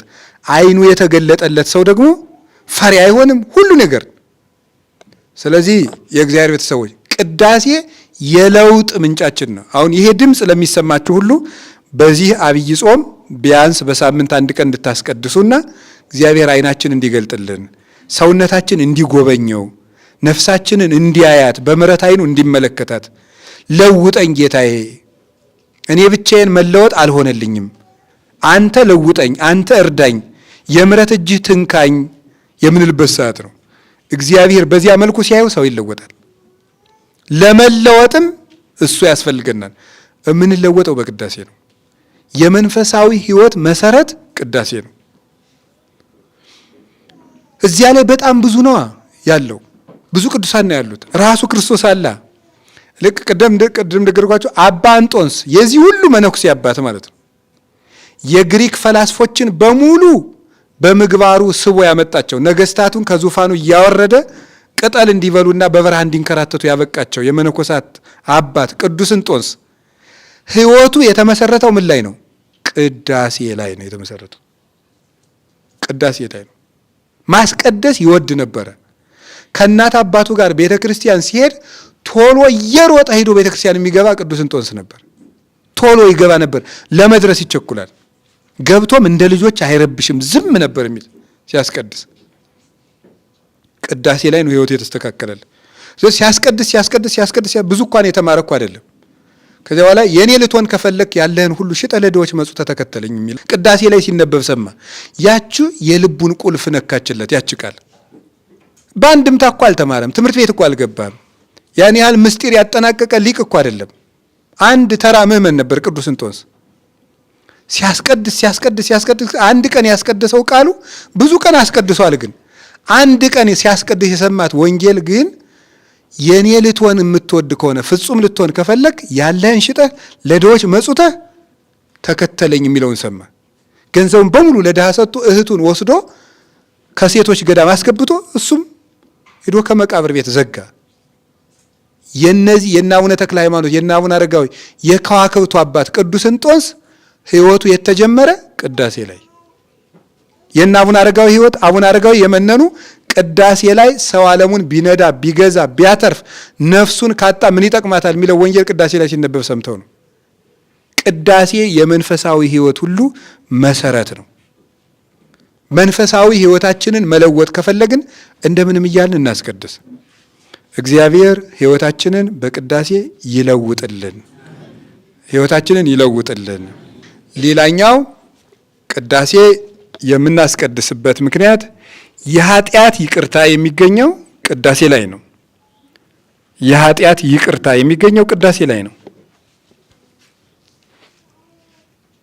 እስቲ እንዲያው አስቀድሶ ከብዶት የወጣ ሰው እስከዚህ ውስጥ አለ? የለም። ልናስቀድስ ስንል ይከብደናል። እያስቀደስም ሊከብደን ይችላል። ከቅዳሴ በኋላ ከብዶት የሚወጣ ግን የለም። ትልቁ ሸክምም ኃጢአት ነው። ትልቁ ነፃነትም ይቅርታ ነው። ስለዚህ ሰው የኃጢአቱ ይቅርታ። ስለዚህ እመሰ ትፈቅድ ኦ ብእሲ ስርየተ ኃጢአት፣ አንተ ሰውዬ የኃጢአት ስርየትን የምትፈልግ ከሆነ ለምን ትተወጽም ቤተ ክርስቲያን? ከቤተ ክርስቲያን ለምን ትወጣለህ? ቅዳሴያችን ነው የሚለው ስርዓተ ቅዳሴያችን። አንተ ሰው የኃጢአት ይቅርታ የምትፈልግ ከሆነ ከቤተ ክርስቲያን ለምን ትወጣለህ? የኃጢአት ይቅርታ ትፈልጋለህ? እንግዲያው ወደ ቤተ ክርስቲያን ሂድ። ወስማ ቃሎ ለካህን፣ የካህኑን ቃልም ስማው። እንዘይ ስዕል ስሬተ በእንቲአከ ወበእንተ ኩሎሙ ኃጥአን ስለ ኃጢአተኞች ሁሉና ስለ አንተ ሁሉ ከአምላክህ ከእግዚአብሔር ይቅርታ ሲጠይቅ የካህኑን ቃል ስማው። ስለዚህ ለምንድን ነው አንዱ አሃዱ ያደንን በእንቲአከ አንዱ ስለ አንተ ሊለምን ተንበርክኳል፣ አንተ ግን ይቅርታውን ትተህ ወዲያ ወዲህ ትዞራለህ ይላል። ሰው የኃጢአት ይቅርታ የሚያገኘው በቅዳሴ ነው። ይቅር ይባላል። እስኪ ተመልከቱት እንዴት የኃጢአት ይቅርታ እንዴት እንደሚለመንምን ፍትሐት ዘወልድ ሲደገምልን፣ በእንተ ቅድሳት ሲነበብልን፣ ጸሎተ ንስሐ ሲነበብልን፣ በንስሐ ውስጥ ያላችሁ ራሳችሁን ዝቅ ዝቅ አድርጉ ተብሎ ደግሞ ያ ሁሉ ሲጸለይልን፣ እግዚኦ መሐረነ በዜማ ሲጸለይልን፣ ካህኑ እየዞረ እያጠነ ሁሉ ምንድን ነው የሚለው? እግዚአብሔር አምላኬ በከመ አናህልከ ጥቅማ ለኢያሪኮ በሄደ ኢያሱ ገብርከ ወልደ ነዌ ከማሁ አንህል ጥቅማ ኃጢአቴ ወኃጢአቶሙ ለኩሎሙ ሕዝብከ። አቤቱ ጌታዬ አምላኬ ሆይ በኢያሱ እጅ የኢያሪኮን ግንብ እንዳፈረስክ በእኔ በኃጢአተኛው ባሪያ እጅ ዕጣንና ማይጠንት የኔንም የወገኖችንም የኃጢአት ግንብ አፍርስ ብሎ ነው የሚገባ። ደስ አይላችሁም? ስብሐት ወክብር ለስሉስ ቅዱስ ብሎ አጥኖ ሲገባ የኔንም የወገኖችንም የኃጢአት ግንብ አፍርስ ብሎ ይገባል። ይሁሉ ዲያቆኑ ኦስሉስ ቅዱስ ደግሞ ተብሎ ልዩ ሶስት የምትሆን አብ ወልድ መንፈስ ቅዱስ ወገኖችን ባርክ፣ ቀድሳቸው፣ መጽዋታቸውን ተቀበል። እንደገና ደግሞ ከዚያ ስንመለስ ዲያቆኑ ተመልሶ መሐሮሙ እግዚኦ ተሳሎሙ አቤቱ ይቅር በላቸው ማራቸው። ያ ሁሉ ይቅርታ ከዚያ በኋላ ደግሞ እግዚኦ መሐረነ ክርስቶስ። ይሄ የቃለ እግዚአብሔር ነው። መጨረሻ ላይ የይቅርታ ዘውድ ኢየሱስ ክርስቶስ ስጋው ይፈተታል፣ ደሙ ይቀዳል፣ በዚያ እንታተማለን። ስለዚህ እግዚአብሔር ተመልከቱ ሰውን ከመውደዱ የተነሳ ሰውን ለመታረቅ ሰዎች እኮ ተጣልተው በእንጀራ ይታረቃሉ። እግዚአብሔር ግን የታረቀን በልጁ ደም ነው። ወልድ ደግሞ በራሱ ደም ነው የታረቀን። ያ እርቅ የሚፈጸምበት የዚያ ሰዓት ነው። ቅዳሴው ትክክለኛ የይቅርታ ሰዓት ነው። አስቀድሰን ይቅርታውን ለማግኘት ያብቃል። ይቅር መባል የምትፈልጉ ከሆነ አስቀድሱ። ስናስቀድስ ይቅር ይለናል መድኃኔዓለም። እውነቴን ነው የምነግራችሁ ማለት ነው። ካህኑ የሚያነበው ንባብ በሙሉ ስትሰሙት እኮ ነው ደስ ነው የሚል። እውነቴን ነው እውነቴን። አሁን እንዲያው አንዳንድ ጊዜ ቅዳሴው ረጅም ስለሚሆን እናንተም ስለማሰሙት ነው እንጂ ብሰሙት ራሱ ተስፋ የቆረጣችሁ ሁሉ ተስፋ ታደርጋላችሁ። በቃ ካህኑ ሊቆርብ ሲል ምንድን ነው የምመስላችሁ? ኦ እግዚእ ኢየሱስ ክርስቶስ እይደለወኒ ትባት ታይጠጠፈሬ ርኩስት እስማን አስተቆጣይ ኩከ ወገበርኩ እኩየ በቅድሜከ። ጌታ ኢየሱስ ክርስቶስ ሆይ በእኔ አዳራሽ ውስጥ ልትገባ አይገባህም፣ እኔ በረከሰ ስራዬ አበሳጭቻለሁና። እምድረ ድህንኩ ገባ ሰይጣን ውስተ ልቤ ወነደፈኒ በኃይጻሁ። ያንተን ስጋ ተቀብዬ ከዳንኩ በኋላ ሰይጣን ደግሞ በኃጢአት ጦር እንደገና ነደፈኝ። አንተ ግን በምሕረት ዓይኖች ተመልከተኝ። ተበቀሊተ እምደፋሪ ዘይጸግብ አስህቶቴ። እኔን ማሳት ከማይሰለቸው ደፋር ከዲያብሎስ እጅ አድነኝ ብሎ ይለምናል። የሁሉ ለምኖ በእንተ ዮሐንስ መጥምቅ በድንግል ማርያም ተማጽኛለሁ በበድል እንኳን ዝንቱ ደም ነባቢ ከልየንቴ መሐር ተዘከር ብሎ ደግሞ የገዛ ስጋህ እንድትራራልኝ ያደርግሃል። ስለኔ ይጮሃል። በገዛ ደም ይቅር እንድትለኝ ያንተ ደም ስለኔ አንተን ያራራሃል እያለ ይለምነዋል። መጨረሻ ላይ ደግሞ ሲቀበል ይህ ስጋና ደም ለወቀሳ ለከሰሳ አይሆንብኝ ይላል ብሎ ይቀበለዋል። ይህ ሁሉ ተደርጎ ፍጹም ይቅር ትቢያችን ተራግፎ ሸክማችን ተነስቶ ሰላም ለብሰን ሰላም ጠጥተን ሰላም ተመግበን ሰላም አድሮብን የምንወጣበት ቅዳሴ ይባላል። ስለዚህ የኃጢአት ይቅርታ በደም ይታተማል። በቅዳሴ ነው የሚጨርሰው። ከቃሉ ጋር ናችሁ። እግዚአብሔር ከሁላችን ጋር ይሁን። አስቀድሰን ይቅር ለመባል ያብቃን። በመጨረሻስ ቅዳሴ የቤተ ክርስቲያን ሕይወቷ ነው ማለት ቅዳሴ ከሌለ ቤተ ክርስቲያን ሙታለች ማለት ነው። የሞተች ናት። የቤተ ክርስቲያን ሕይወቷ ነው። የቤተ ክርስቲያን ሕይወቷ ነው። ስለ ሁለት ነገር ነው የምንለው። ስለ ሁለት ነገር አንደኛው አሁን መኃልየ መኃልይ ዘሰሎሞን የሚባል መጽሐፍ ታውቃላችኋል። ያን መጽሐፍ ስታነቡት የሙሽራይቱ ስራ ምን ይመስላችኋል? እዚያ ውስጥ ምንድን ነው ስታደርግ የምትሰሟት? ሙሽራዋን ማክበርና ምንድን ነበር? ማመስገን ነው። ሙሽራዋን ማመስገን ነው የሙሽራይቱ ስራ። ስታዩት ወንድሜ ቀይ ነው፣ ነጭ ነው፣ ጸጉሩ እንዲህ ያለ ነው፣ እግሮቹ እንደ አልማዝ የነጠሩ ናቸው፣ ጆሮዎቹ እንዲህ ያሉ ናቸው፣ አይኖቹ እንደ ርግብ ናቸው እያለች ማመስገን ነው ስራዋ። ይሄ ማለት ምን ማለት ነው? የቤተ ክርስቲያን ስራዋ እግዚአብሔርን ማምለክ ነው ወይም ማመስገን ነው። ስለዚህ ንጹህ ምስጋና አይደለ? ንጹህ ምስጋና። ስለዚህ የቤተ ክርስቲያን ሕይወቷ የሚስት ስራዋ ባሏን ማስደሰት እንደሆነ የቤተ ክርስቲያን ዋና ስራዋ ሙሽራዋ ክርስቶስን ማመስገን ማክበር ነው። ስለዚህ ክርስቶስ ደግሞ የቤተ ክርስቲያን ሙሽራ ነው። ደም ከፍሎ ያጫት ሙሽራው ቤተ ክርስቲያኑ ናት። ስለዚህ ሙሽራዋን ክርስቶስን የምታከብርበት የምትዋሃድበትም ጊዜዋ ነው ቅዳሴ። የማይቀደስባት ቤተ ክርስቲያን እንደ በረት ትሁን ያሉት ለዚህ ነው አባቶቻችን። እንደ በረት ትቆጠር። ቅዳሴ ሲቀደስ ግን ቤተ ክርስቲያን ሙሽርነቷን ትገልጻለች። በምን? በምስጋናው ማለት በመዝሙራቱ፣ በቅዳሴው በራሱ በዜማው ፈጣሪዋን ኢየሱስ ክርስቶስን ነው የምታከብር። ሌላኛው ደግሞ የቤተ ክርስቲያን ሕይወቷ ነው ያልነው ቅዳሴው ነው ቤተ ክርስቲያንን የወለዳት ማለት።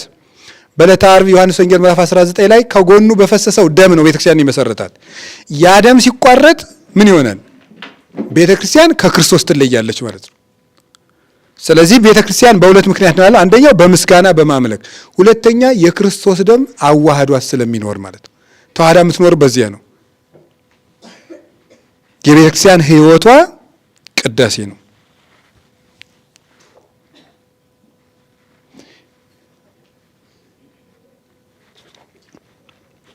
ሌላኛው አጠር አድርጌ ለአንድ ሁለት ደግሞ ልጨምር። ቅዳሴ የአንድነታችን ሁሉ መሰረት ነው። የአንድነታችን ሁሉ መሰረት ነው። ቤተ ክርስቲያን በመለያየት የምትጎዳው ቅዳሴ ሲበደል ነው። ቅዳሴ ሲበደል ሰዎች ይለያያሉ። ቅዳሴውን ስናከብረው፣ ስንታዘዘው፣ አክብረን ስናስቀድስ ደግሞ ምን ይሆናል? ቤተ ክርስቲያን ወደ አንድነት ትመጣለች። ምክንያቱም ቄሱ ምንድን ነው የሚለው መሰላችሁ? ሲፈትት ቅዳሴውን ሀበነ ንህበር በዘዚያ ከመንፈስ ቅዱስ ወፈውሰነ በዝንቱ ጵርስፎራ ከመብከ ንሄው ዘለኩሉ ዓለም ወለዓለመ ዓለም።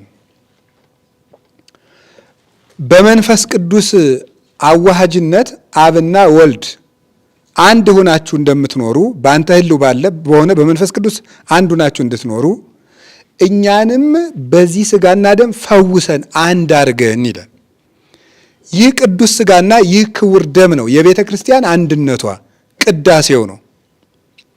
መቀደሱ ብቻ ሳይሆን እንደሚገባም መቀደሱ፣ መፋቀራችን፣ ታርቀን መቀደሳችን፣ ንስሐ ገብተን መቀደሳችን፣ ማስቀደሳችን፣ ይሄ ነው ቤተ ክርስቲያንን አንድ የሚያደርጋት። የቤተ ክርስቲያን አንድነት ሰው ወደ ቅዳሴ ሲመጣ ነው። የቅዳሴ ቅድመ ሁኔታው ይቅርታና ንስሐ ናቸው። እነዚህ ሁለቱ የቤተ ክርስቲያን የቅዳሴ ዋነኛ ነገሮች ናቸው። ታዲያ ይቅርታና ንስሐ በሌለበት ቅዳሴው ይበደላል። ሲበደል ቅዳሴው እኛን አንድ አያደርገንም ማለት ነው። ዝም ብለን እየቀደስ እንወጣለን፣ እያስቀደስ እንወጣለን። እንደ ስራ ይሆናል ማለት ነው። እንደ ስራ ለብዙ ሰው አሁን ቅዳሴ ስራ ነው። እንደዚያ ይሆናል ማለት ነው። ቤተ ክርስቲያን አንድ እንድትሆን ቅዳሴ መሰረታዊ ነገር ነው። የአንድነታችን ምንጭ በክርስቶስ ጋር ቤተ ክርስቲያን አንድ አካል ናት ሲባል ምን ማለት ነው? በክርስቶስ ደም እኮ ነው አንድ የምትሆነው። አንደኛ ቆሮንቶስ ምዕራፍ 10 ቁጥር 17 ላይ አለ። ብዙ እጅ፣ ዓይን፣ ጣት፣ እጅ፣ እግር፣ ብዙ ሕዋሳት አንድ አካል እንደሚሆኑ ሁሉ ሁላችንም አንድ ነን። ለምን? እስመ እምአሐዱ ኅብስት ንነስእ ነው። አንድ ቁርባን እንቀበላለንና ብዙ ስንሆን አንድ ነን ይላል።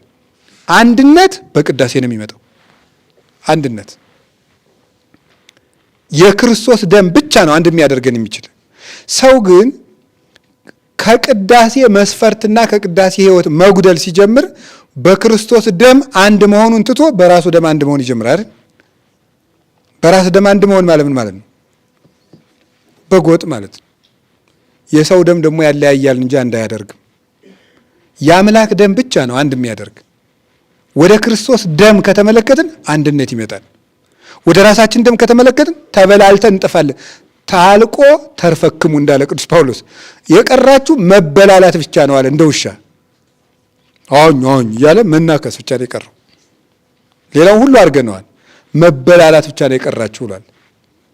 ስለዚህ ቤተክርስቲያን አንድ እንድንሆን አንድ መሆን ማለት ምን ማለት ነው? ተሰብስቦ መሰብሰብ ስላችሁ አይ ደስ ሲልም አምላክን ሰው ሲያስቀድስ የክርስቶስ አንድ ሕዋስ ነው የሚሆነው። አንድነቱ ማለት ምን ማለት ናቸው? ከነቢያት ጋር ቅድም እንዳልኳቸው ከሐዋርያት ጋር ከመላእክት ጋር ከዚህ ሁሉ ይሄድና ግጥም ያለ የክርስቶስ አንድ ሕዋስ ይሆናል ማለት ነው። ከዛ የክርስቶስ ምን ይሆናል? አንድ አካል ይመጣል ማለት ነው። ቅዳሴ የአንድነታችን ምንጭ ነው። እግዚአብሔር አንድ ያርገን። የመጨረሻው የአገልግሎት ሁሉ ፍጻሜ ነው። ቅዳሴ የአገልግሎት ፍጻሜ ነው። ጌታችን ኢየሱስ ክርስቶስ ይሄ በዚህ ዓለም የመጣ እስመ ይመጽእ ወልደ እጓለ እመሕያው ከመ ይትለአክዎ ዘእንበለ ዳይሙ ከመ ይትለአክ እንደተባለ ምን ሊያደርግ ነው? ሊያገለግል ነው አይደለም የመጣው? ጌታ የመጣው ሊያገለግል ነው። ማንን ያገለግል? ሰውን አገለገለ። ሰው ትዕቢተኛ ስለሆነ አምላክ ስጋ ለብሶ ሰውን በማገልገል ትህትናውን ገለጠ። ለሱ ደግሞ ነውር አይሆንበትም። አናጺ እየጠረበ በሰራው ቤት ገብቶ ቢያድር አይዋረድም፣ ይከብራል እንጂ። እግዚአብሔር በፈጠረው ሰውነት ስጋ ለብሶ ቢወለድ ነውር አይሆንም፣ ለሱ ሁሉ ይቻለዋልና። ስለዚህ እግዚአብሔር ስጋን ለብሶ በመዋሃድ የመጀመሪያ መታዘዙን የሰው ልጅ ሆኖ በመወለድ ነው የገለጠው። ከዚያ በኋላ ለእናት አባቱ እየታዘዘ አደገ አይደል? እንዘይትዔዘ ልህቀ በበህቅ ዘይትዔዘዝ ለአዝማዲሁ፣ ለዘመዶቹ እየታዘዘ አደገ፣ ለእናቱ እየታዘዘ ተብሎ ሉቃስ ወንጌል ምዕራፍ 2 ላይ እንደተገለጸ በመታዘዝ አደገ። ከዚያ በኋላ ታዘዘ እስከ ለሞት ወሞቱ ይዘ በመስቀል እንዳለ ቅዱስ ቄርሎስ እስከ ሞት ድረስ ታዘዘ። ሞቱን በመስቀል የሆነ ነው። ቅዱስ ጳውሎስ ያዘዘ የተናገረውን ቅዱስ ቄርሎስ እንደተረጎመው። ስለዚህ እስከ ሞት ታዘዘ። ልንገራችሁ ጌታችን ኢየሱስ ክርስቶስ 33 ዓመት ከ3 ወር ሲታዘዝ ኑሮ የመጨረሻውን ታዛዥነት ምለም በቅዳሴ ጨረሰ። መስቀል ናት የአገልግሎት መጨረሻ። ስለዚህ ዮሐንስ ወንጌል ምዕራፍ 17 ላይ ምን ያለ ለሊቀድስ ርእሴ በእንቲአሆሙ፣ እኔ ስለ ራሴ እነሱን እቀድሳለሁ ብሎ ራሱን መስዋዕት አድርጎ በመቅረብ የመታዘዙን መጨረሻ ቅዳሴ ነው ያደረገው። ለዚህ ምን ይሆናል? የአገልግሎት ዘውድ ነው ቅዳሴ። ስለዚህ ምን ይደረጋል? ማይሌት ተቁሞ ይታደራል። ከዚያ ሰዓታት ተቁሞ ይታደራል። መጨረሻ ላይ ምን ይደረጋል? ይቀደሳል። ክርስቶስ ተወለደ፣ ተጠመቀ፣ አስተማረ፣ ተሰቀለ ማለት ቀደሰ። ሰዓታት ተቆመ፣ ማይሌት ተቆመ፣ ታደረ፣ ታቦት ወጣ። ከዚያስ ምን ሆነ? ተቀደሰ። ቅዳሴ የመጨረሻው መክበብ። ደስ ሲል እኮ ይገርማቸዋል።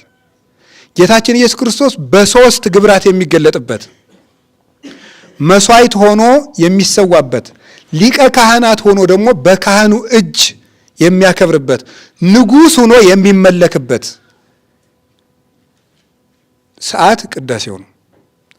መስዋዕታችን ክርስቶስ እንመገበዋለን። ሊቀ ካህናታችን ኢየሱስ ክርስቶስ እሱ በዕለተ ዓርብ ያቀረበው መስዋዕትነት የእርቅ በር አድርገን ወደ ራሱ ወደ አባቱ ወደ መንፈስ ቅዱስ እንገባ ዘንድ ሞገስ የምናገኝበት፣ በሱ ፊት ደግሞ እንደ ፍጡርነታችን ለአገልግሎት ለአምልኮ የምንበረከክበት፣ ሶስቱንም የምናሟላበት ሰዓት ነው። ቅዳሴው ላይ የክርስቶስ ንጉሥነቱም ሊቀ ካህናትነቱም መስዋዕትነቱም ሙሉ ይሆናል። ሙሉ የምንሆንበት ሙሉ አገልግሎታችን ቅዳሴ ነው። ሰው አድሮ ቅዳሴ ላይ ሩጦ ከወጣ እጅን ታጥቦ ሳይበሉ መሮጥ እንደማለት ያለ ነው። ስለዚህ የአገልግሎት ዘውድ ነው። ሰው በምናኔ እግዚአብሔርን ያገለግላል አያገለግልም? ሰው ዘግቶ በመጸለይ እግዚአብሔርን ያገለግላል። አሁን 40 ዓመት አንድ ባይታዊ ዘግቶ ሰውነቱ እንጨት እስከሚሆን ድረስ እግዚአብሔርን ያገለግላል። ሳይቆርብ ግን ፍጹም መሆን ይችላል አይችልም? አይችልም። ምክንያቱም የአገልግሎት ዘውድ ምንድን ነው? ቅዳሴ ነው። ማርያም ግብፃዊት እርቃኗን ቀርታ ባዶዋን ፈጣሪዋን አገልግላለች። ባዶ በረሃ ውስጥ ባዶ በራው ሰው አልባ ማለት ነው። ቆማ ስትጸልይ ከመሬት ፈቀቅ ብላ አንድ ክንድ ቆማ እስከምትጸልይ ድረስ ትልቅ ደረጃ ደርሳለች። ከዚያ ሁሉ የዝሙት ባህር ወጣ ማለት ነው። ታዲያ ይቺ ሰው ከመሬት አንድ ክንድ ከፍ እስከምትልበት የቅድስና ደረጃ ብትደርስም ግን መጨረሻ ላይ ግን እግዚአብሔር ምንድነው ያደረጋት? አባ ዞሲማስ ላከላት። ምን እንዲያደርጋት ነው? ቀድሶ እንዲያቆርባት ማለት ነው። ያለ ቅዳሴ ሰው በረሃ ውስጥ እንኳን ተቀጥቅጦ ቢያገለግል አገልግሎቱ ፍጹም አይሆንም። ቅዳሴ የአገልግሎት ዘውድ ነው። እንግዲህ የእግዚአብሔር ቤተሰቦች ሰው ገንዘብ በመስጠት ያገለግላል፣ በምጽዋት ያገለግላል፣ ምእመናን ቤተክርስቲያን በመስራት ያገለግላሉ። በብዙ ነገር እግዚአብሔር በሚያውቀው አሁን ቤተክርስቲያን በምእመናን ትከሻ ላይ ነው ያለችው። በዚህ መልኩ ደፋ ቀና እያለ ሰው ያለውንም የሌለውንም እየቀነሰ ለቤተክርስቲያኑ ይሰጣል። ልቡን ሰጥቶ ነው የሚረዳ የኢትዮጵያ ቤተክርስቲያን ምእመናን። የሚቀረን ምንድነው ይመስላችኋል? ዋናው ነገር ላይ ግን የለም። ብዙ ምእመናን ዋናው ነገር ላይ ማለት ቤተክርስቲያን ያሰራችሁ ትኖራላችሁ፣ ራሳችሁን ችላችሁ ደሃ የምትረዱ ትኖራላችሁ፣ ሌት ተቀን የምትሰግዱ ትኖራላችሁ፣ እቤታችሁ ስዕል ቤት ኑራችሁ ስትቀጠቀጡ የምትኖሩ ትኖራላችሁ፣ ገድላት የምታነቡ ትኖራላችሁ።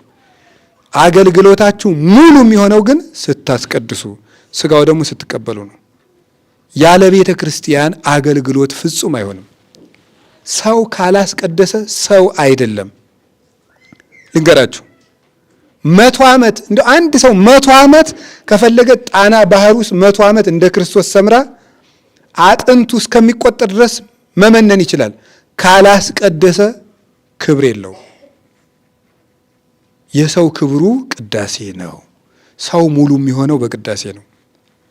እንግዲህ እግዚአብሔር ቤተሰቦች ይህ ነው ጌታችን መድኃኒታችን ኢየሱስ ክርስቶስ በቸርነቱና በጸጋው ብዛት በምሕረት እጆቹ አነቃቅቶ ዛንቃ አልባቢነ ሀበ አይምሮቱ ወአይኩቶቱ እንዳሉ አባቶቻችን እሱን ወደ ማወቅ እሱን ወደ ማመስገን አነቃቅቶ አስቀድሰን ሙሉ ሰው ለመሆን ያብቃን። ሙሉ ሰው ለመሆን ያብቃን። ሙሉ ሰው ለመሆን ያብቃን። በቀጣይ ጊዜያት እያንዳንዱን የሥርዓተ ቅዳሴ ትርጉምና ስናስቀድስ ሊኖረን ስለሚገባ ስርዓት እንማማራለን። ዛሬ የመጀመሪያው ጾማችን የቅዳሴ መግቢያ ተምረናል። መድኃኔዓለም በቅዳሴው ይቀድሰን፣ በቅዱስ ስሙ ይቀድሰን፣ በቅዱስ ስሙ ያንጻን፣ ከነውራችን የምንላቀቅበት ጾም ያድርግልን። ወስብሐት ለእግዚአብሔር። ይቆየን።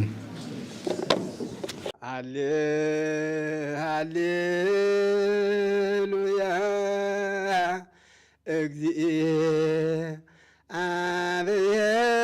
እግዚአብሔር የአብኒ ልሳነ ጥበብ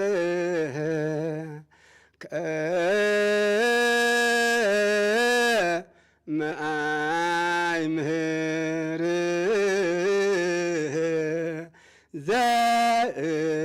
ዘእነብብ ቃልየ አጽም እግዚኦ